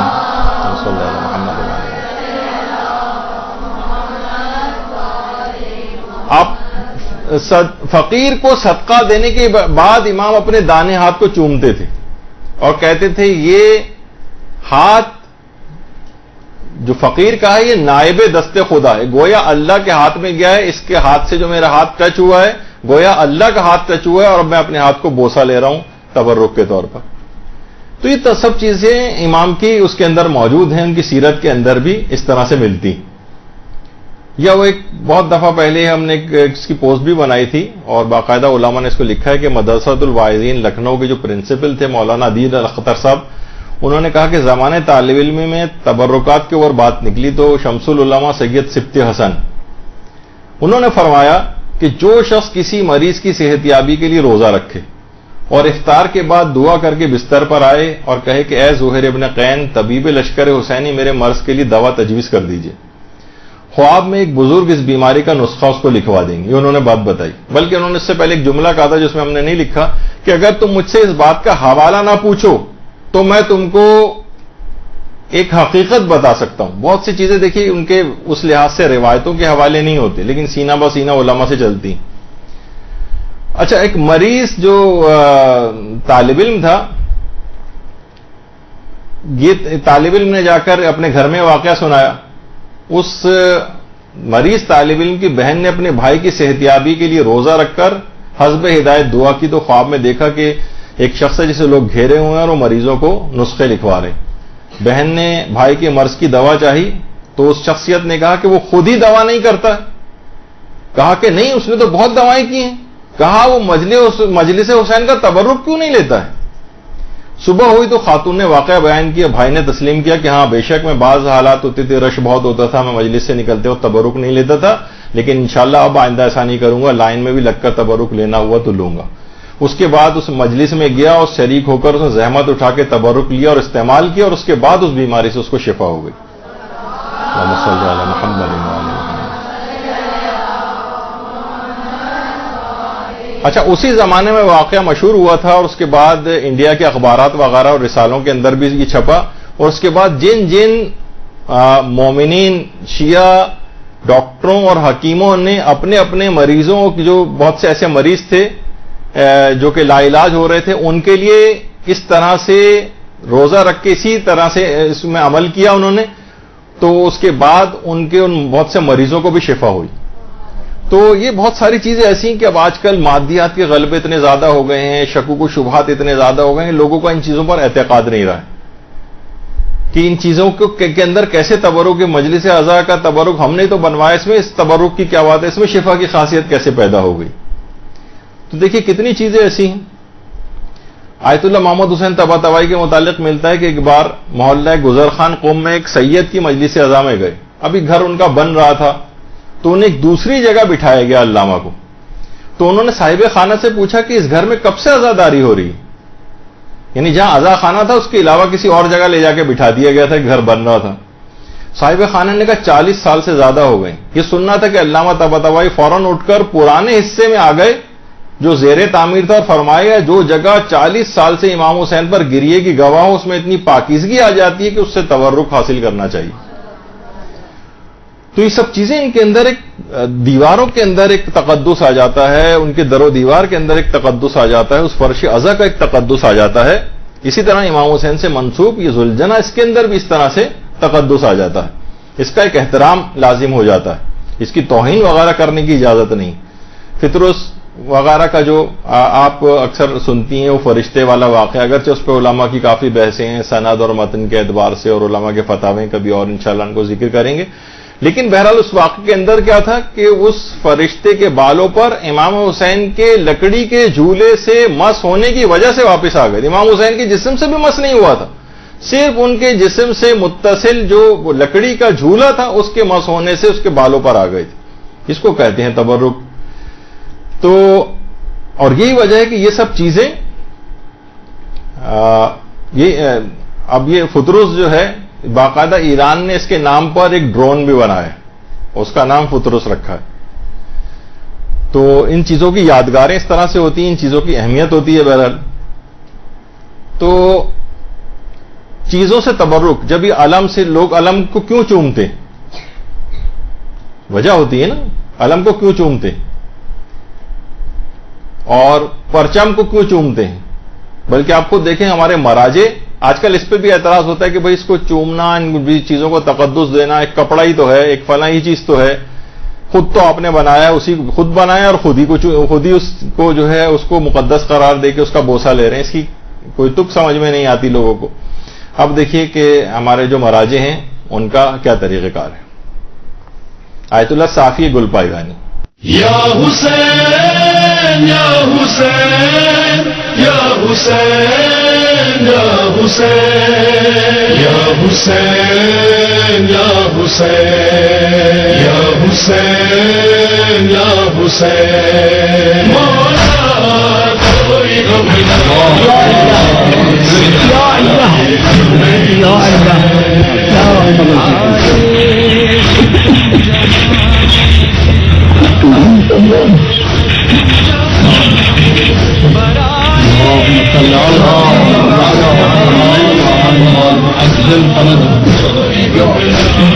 السلام علیکم ابو عبداللہ، السلام علیکم رسول اللہ، السلام علیکم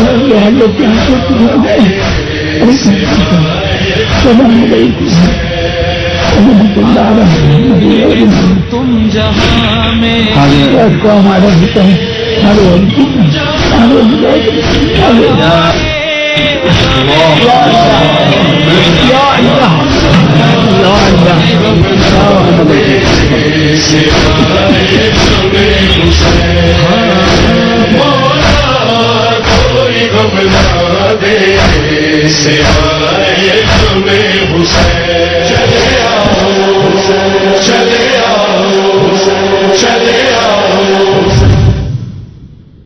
آپ بھی اس لحاظ سے حیران ہوں گے کہ تو کوئی مسلمات ہیں لیکن اس پہ شکوک و شبہات اٹھائے جا رہے ہیں. جب یہ کلاس لینی پڑ گئی. اور اب آپ علم حضرت عباس کا احترام دیکھیے کہ علماء کس طرح سے کرتے ہیں.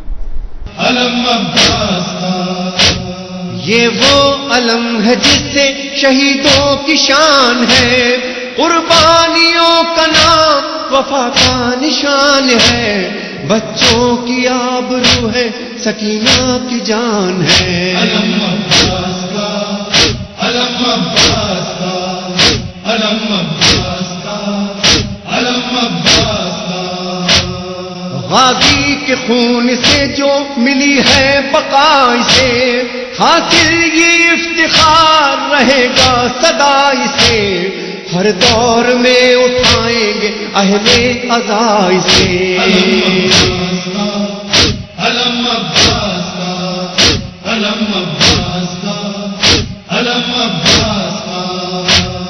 ہم کو جو یہ ترائی میں بحر کرم ملا، تاریخ کو ہلال کہاں یہ حشم ملا، زینب کی یہ دعا تھی کہ ایسا عالم ملا. علم عباس کا، علم عباس کا، علم عباس کا. اچھا، پھر اس کے بعد ایک اعتراض یہ ہوتا ہے، آج اعتراض تو نہیں، البتہ ایک چیز آج کل ہونا شروع ہو گئی ہے کہ ذوالجناح کی جو شبی ہے اگر وہ مر جائے تو اس کے غسل، کفن، دفن بہت سارے لوگ دیکھیے اس طرح سے آج کل کرنے لگے ہیں. اور ایسا بھی ہونے لگا ہے کہ ظاہر ہے کہ بہت سی جگہوں پہ آپ نے دیکھا ہوگا کہ ذوالجناح کو گولی مار کر ختم بھی کیا گیا اس طرح سے، اور کہیں بعض علاقوں کے اندر زہر بھی دیا گیا دشمنان اہل بیت کی طرف سے. تو پہلے تو اس پہ آپ کو فتویٰ دکھا دیا جائے آیت اللہ حافظ بشیر نجفی کا، کہ یہ سوال ان سے پوچھا گیا ہے کہ ذوالجناح کی شبی کے مر جانے کے بعد اس کے غسل و کفن و دفن کی شرعی حیثیت کیا ہے؟ جواب، اگر یہ کام اس نیت سے کیا جائے کہ اللہ کی طرف سے شریعت میں اس کا حکم وارد ہوا ہے تو یہ بہت بڑا گناہ اور بدعت ہے. ایسا کوئی حکم تو نہیں کہ کسی جانور کو غسل، کفن، دفن دیا جائے. لیکن اگر یہ کام جیسے دفن کرنا وغیرہ کی طرف اشارہ ہے، اگر یہ کام فقط شبیہ ذوالجناح کے عرف عام میں احترام اور اس کے متعلق لوگوں کے جذبات کو مد نظر رکھتے ہوئے کیا جائے تو اس میں کوئی حرج نہیں، اس میں پھر کوئی حرج نہیں. دیکھیے، سب سے پہلی بات یہ کتنے لوگوں نے اس کام کو کیا ہے کہ ذوالجناح کو غسل، کفن، دفن کیا ہو. ایک آدھ جگہ کسی علاقے کے اندر ہوا ہے، اور میں اپنے الفاظ میں کہوں گا، میں جو بڑا ناراض ہوں ان مومنین سے یعنی بلکہ ان احمق مومنین سے کہ پوری دنیا میں اس کی ویڈیوز بنا بنا کر ایسی تشہیر کی گویا ساری شیعہ قوم جو ہے یہ کام کرتی. یعنی ابھی کسی کے دماغ میں نہیں بھی آئے تو آپ کی تشہیر سے یہ بات جاہل افراد کے اندر پیدا ہونے لگے گی کہ ایک آدھ کچھ لوگوں نے اپنی کم علمی جہالت کی وجہ سے ایسا کیا بھی ہے تو بھی اس کو تشہیر نہیں کرنی چاہیے تھی. اگر یہ جتنے بھی ہمارے معترضین جو ہے فیس بک اور اس کے اوپر کام کرتے ہیں انہیں چاہیے کہ اس فیس بک کی خیالی دنیا سے باہر آئیں اور تبلیغ ان علاقوں کے اندر جہاں پر یہ کام ہو رہے ہیں وہاں جا کر علم کی تبلیغ کریں, ان کے لیول علمی بڑھائیں لوگوں کا, اور نہ کہ فیس بک پہ بیٹھے ہوئے کہیں آپ نے دیکھا ہوگا جانا اس طرح کی چیز آتی نیچے لوگ گالیاں لکھنے شروع ہو جاتے ہیں. یہ بھی سادہ لوگ مومنین ہیں, غریب علاقوں گاؤں دیہات کے رہنے والے ہیں, کسی فقہی مسئلے سے اگر لا علم ہوں تو انہیں گالیاں دینے کے بجائے انہیں جاہل, احمق, لعنت ملامت, مردود, پتہ نہیں کیا کیا چیزیں ان کو کہی جاتی ہیں. انتہائی شرمناک کام. کسی غلط فہمی کی وجہ سے, مسئلے کی لا علمی کی وجہ سے ان کو اس کی تشہیر کرنا, ایسا تاثر دینا کہ ساری قوم شیعہ ایسا کام کرتی ہے, نہیں یہ غلط. اور دفن کرنا تو ایک لحاظ سے اچھی چیز بھی ہے. یعنی اگر دفن نہیں کریں گے تو کیا ہوگا, وہ زلجنا کہیں معاذ اللہ کوڑے کے ڈھیر کے اوپر کہیں پڑا ہوا نظر آئے گا, سارے اغیار آپ پر ہنسیں گے, کل تک اس کا بڑا آپ احترام کرتے تھے اور آج آپ نے یہاں پہ ڈالا ہوا اس کو. تو بہرحال دفن, غسل کفن کا کوئی حکم نہیں ہے, لیکن دفن کرنے میں کوئی حرج نہیں. بہت سے لوگ دیکھیے علماء کے ساتھ جہاں علم نہیں پھیلا ہے نا وہ علم پھیلانے کی کوشش کرنی چاہیے. علماء کے ساتھ مشکل ہو جاتی. علامہ صفدر حسین صاحب نجفی, ان کے پاس کچھ لوگ پہنچ گئے کہ آئیے وہ ذوالجنہ کی نماز جنازہ پڑھانی. اب وہ پریشان ہو گئے کہ ذوالجنہ کی نماز جنازہ, اچھا لوگ سمجھنے کو تیار نہیں, بڑی مشکل سے کوئی توریا کر کے انہوں نے کہا کہ بھائی ذوالجنہ شہید ہوا ہے نا, تو مرا تو نہیں ہے, شہید ہوا ہے, اور شہید کی نماز جنازہ ہوتی نہیں. بڑی مشکل سے قائل کر کے انہیں واپس بھیجا کہ بھائی ایسا کوئی نماز جنازہ وغیرہ کا اس لحاظ سے حکم نہیں. تو بہت سے لوگوں کے ساتھ یہ ہوتا ہے. تو لوگوں کے علمی لیول کو بلند کرنے کی وہ کوشش کرنی چاہیے. پھر ایک اعتراض یہ ہوتا ہے کہ ذوالجنہ کے نیچے سے بچوں کو کیوں گزارا جاتا ہے. دیکھیے روایات کے اندر بھی یہ بات آئی ہے کہ بچے ذوالجنہ کی ٹانگوں سے لپٹ جایا کرتے تھے,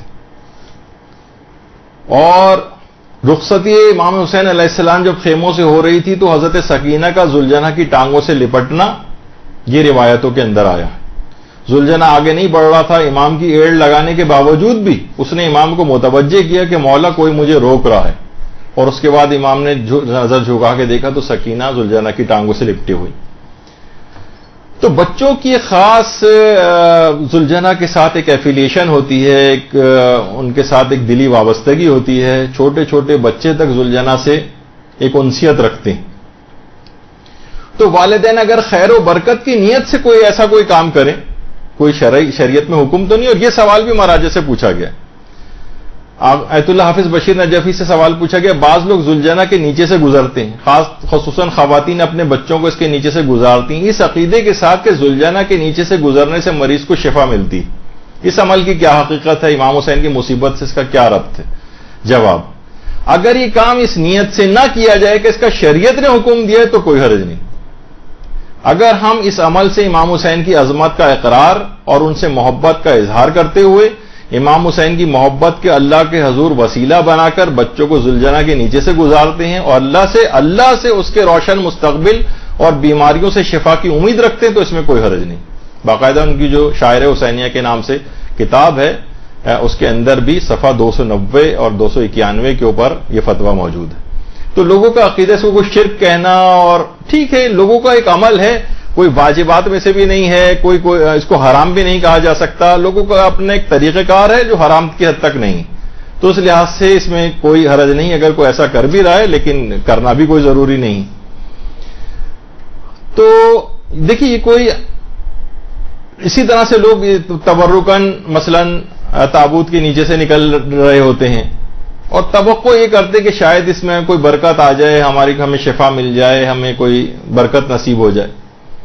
تو اب یہ کوئی عام گھوڑا نہیں ہے جس طریقے سے علماء کہتے ہیں کہ عام اونٹنی حضرت صالح کی جو اونٹنی تھی جس کا قرآن میں تذکرہ آیا ہے, وہ اسی وجہ سے کہ یہ اس کی اب ایک خاص نسبت ہو گئی. ناقہ صالح کی جو مثال قرآن نے دی ہے اسی دی ہے کہ خبردار خدا کی ان نشانیوں کو, ان جانوروں کو عام جانوروں پہ قیاس نہ کرو. عام جانوروں پہ قیاس نہ کرو. جب بھی قرآن نے اس کو ناقۃ اللہ بھی کہا ہے, ابھی عام ناقہ نہیں رہا, اب یہ ناقۃ اللہ بن گیا.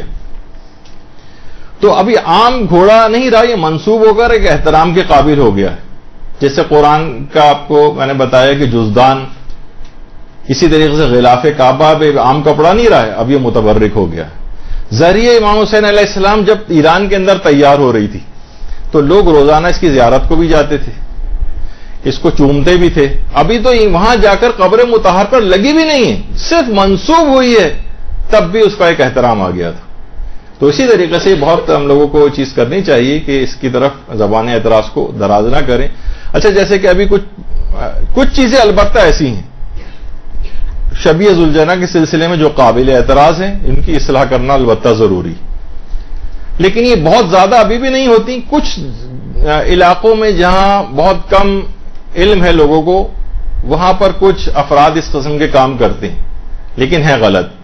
مثلا شبیہ ذوالجنہ کو سجدہ کرنا حرام ہے, گناہ ہے, اللہ کے علاوہ کسی کو سجدہ ہو نہیں سکتا. اسی طرح سے اگرچہ اسے حرام تو نہیں کہا جا سکتا, لیکن ایک عبث ہے, ایک بیکار, ایک لحاظ سے ویسا, یعنی علماء نے اس کو کوئی ریکمینڈ نہیں کیا اس کام کو کہ ذوالجنہ کا اکثر لوگ جھوٹا کھاتے ہیں, اس کی کوئی ضرورت نہیں.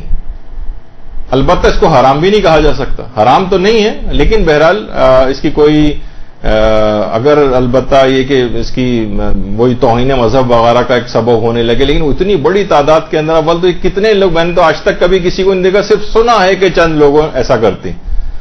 جیسے سنا ہے, صرف سنی سنائی بات بھی بعض اوقات ہو جاتی کہ معاذ اللہ کچھ لوگ ذوالجنہ کی لید تبرک کے طور پر کھاتے ہیں, لیکن کہیں دیکھنے میں نہیں آتا, صرف سنی سنائی ٹائپ کی باتیں ہیں جس پہ ہم پوری اس کو اوپر اپلائی نہیں کر سکتے, نہ ان باتوں کو کوئی شہرت دینی چاہیے. کچھ چیزیں ایسی ہیں کہ جس کی کوئی ضرورت نہیں ہے. مثلا ذوالجنہ کو دفن کرنا تو صحیح ہے, لیکن اس کا مزار ٹائپ کا بنا دینا یہ غلط ہے. اس کی کوئی البتہ حرام تو نہیں کہیں گے کہ قبر اونچی کر کے بنا دی, لیکن بہرحال یہ کہ یہ کوئی اچھا عمل نہیں سمجھا جائے گا. بس ایک زمین میں دفن کرنا صحیح تھا, اس کا کوئی مزار بنا دینا اور یہ کوئی ریکمینڈڈ نہیں ہے اسلام کے اندر. یا ایسی آج کل شغل کے طور پہ بہت سے لوگ مثلا تمام شہر کے ذوالجنہ کو جمع کر کے ان کی دعوت کرنا, یہ اس کی کوئی تک نہیں ہے, کسی کوئی فلسفہ نہیں ہے, اس سے کوئی لوگوں کے نگاہ میں کوئی مظلومیت کا کوئی عنصر نہیں آئے گا. تو بہرحال اس کی کوئی وہ ضرورت نہیں. تو بہرحال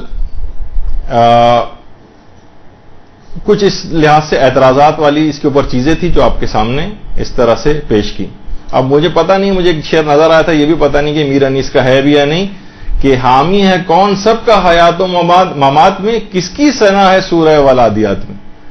گھوڑے کی شان کے اندر سورہ ہے نا, اور جو جہاد کے گھوڑے ہوتے ہیں, تو ذوالجنہ جہادی کا تو گھوڑا تھا امام حسین کا, اور جہاد کے اندر بھی کام آیا, تو اس کی طرف بھی ایک اشارہ شاعر نے کیا. اچھا, اب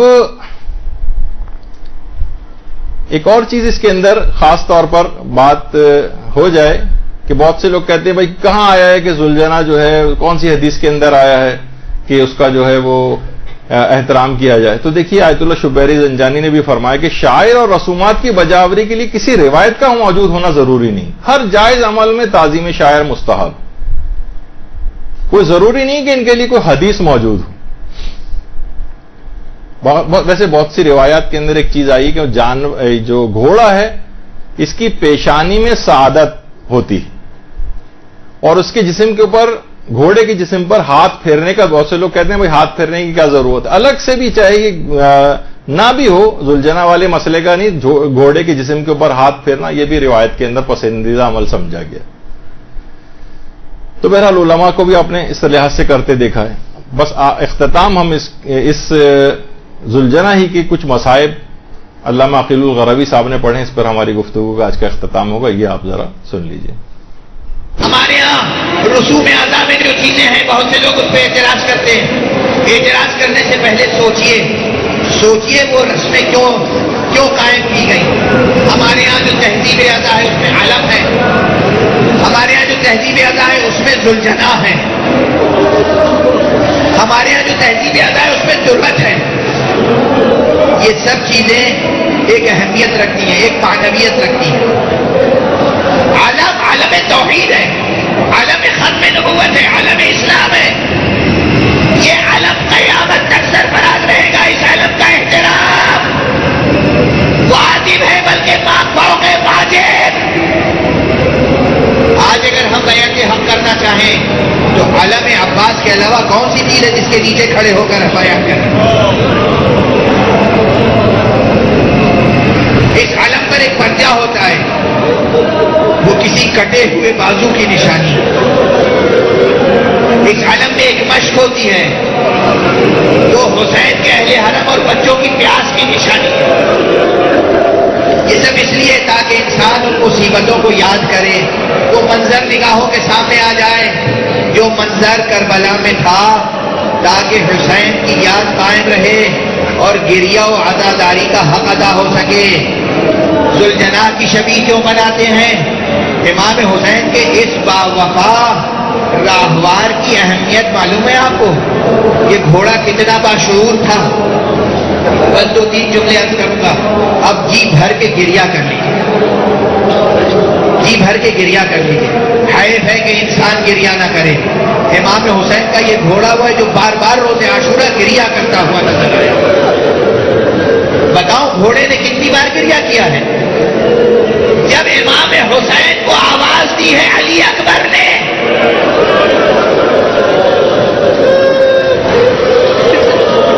اور امام میدان کی طرف اپنے قدموں سے تیزی سے آگے بڑھے، روایت میں ہے بار بار ٹھوکر لگتی تھی، امام زمین پر گرتے تھے اور اٹھتے تھے۔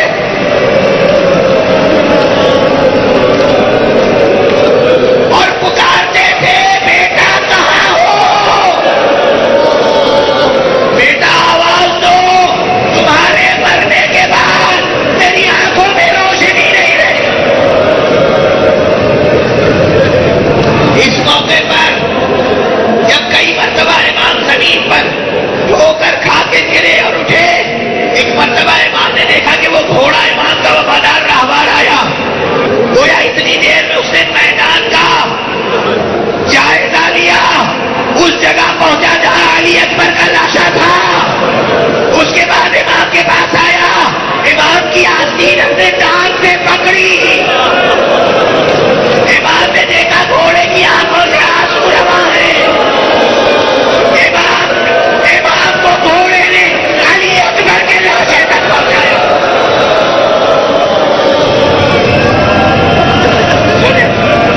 اجرکم علی اللہ، اجرکم علی اللہ، اجرکم علی اللہ۔ سنیں 2-3 نظریں اور 2-3 نظریں اور اس گھوڑے کی اہمیت سمجھیں۔ یہ سب روایتیں سنتے آئے ہیں نا کہ جب امام حسین کربلا پہنچے تو چلتے چلتے راہوار مبارک خود بخود رک گیا۔ اب تاریخ کے برف پلٹیے، جب پیغمبر ہجرت کر کے مدینے آئے تھے، پیغمبر کا ایک ناقہ تھا، پیغمبر ناقے سے اتر گئے۔ ہر شخص چاہتا تھا کہ پیغمبر اس کے گھر میں قیام فرمائے، اس کے محلے میں قیام فرمائے، اسے اعزاز و شرف مل جائے۔ پیغمبر نے ناقے کی نکیل اسی کی گردن پہ ڈال دی کہ اسے چھوڑ دو۔ انہا معمورہ، یہ خدا کی طرف سے معمور ہے، جہاں یہ خود سے رک جائے گا میں وہیں قیام کروں گا۔ وہ رسول کا ناقہ تھا، یہ حسین کا راہوار۔ جب حسین کی منزل آخر آ گئی خود بخود رک گیا۔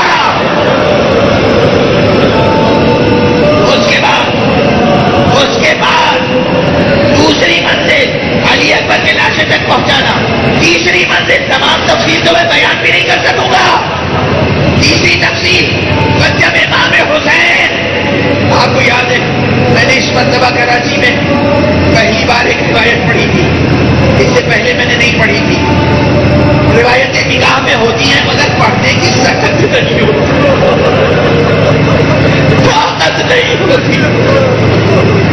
امام حسین گھوڑے پہ تشریف فرما تھے، ہر طرف سے تیر پھینکا جا رہا تھا، سینے پھینکے جا رہے تھے، پتھر پھینکے جا رہے تھے۔ ایک شقی نے سینہ مبارک کا نشانہ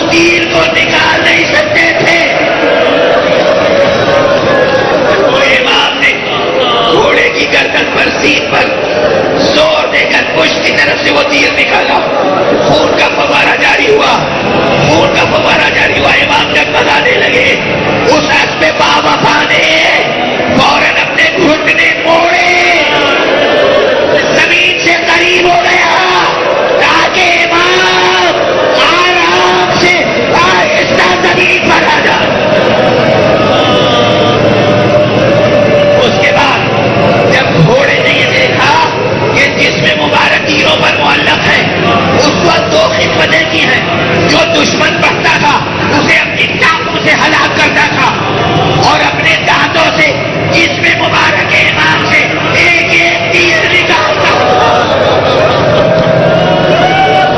جب امام کا جسد مبارک زمین پر آ گیا، زمین کربلا لہو لہان ہو گئی. یہ سامنے قتل کا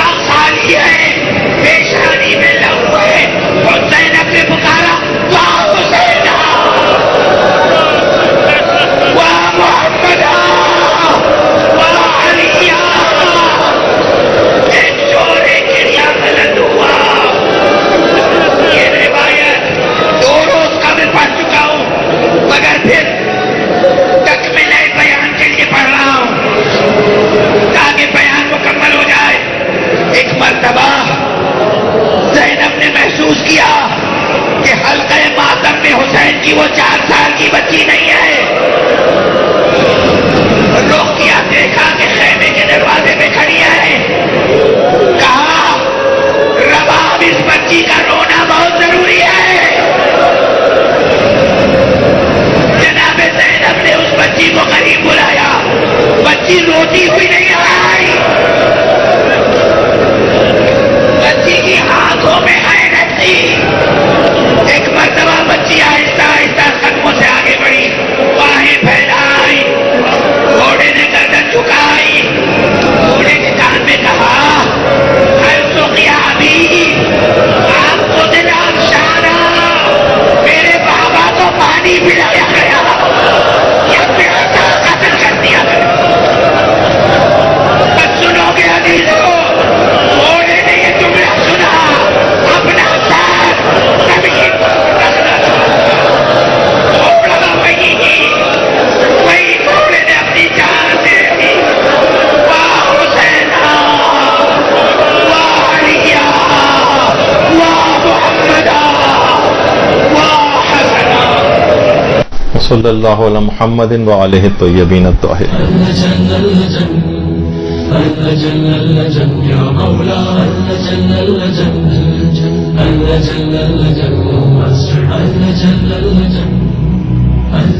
يا صاحب الزمان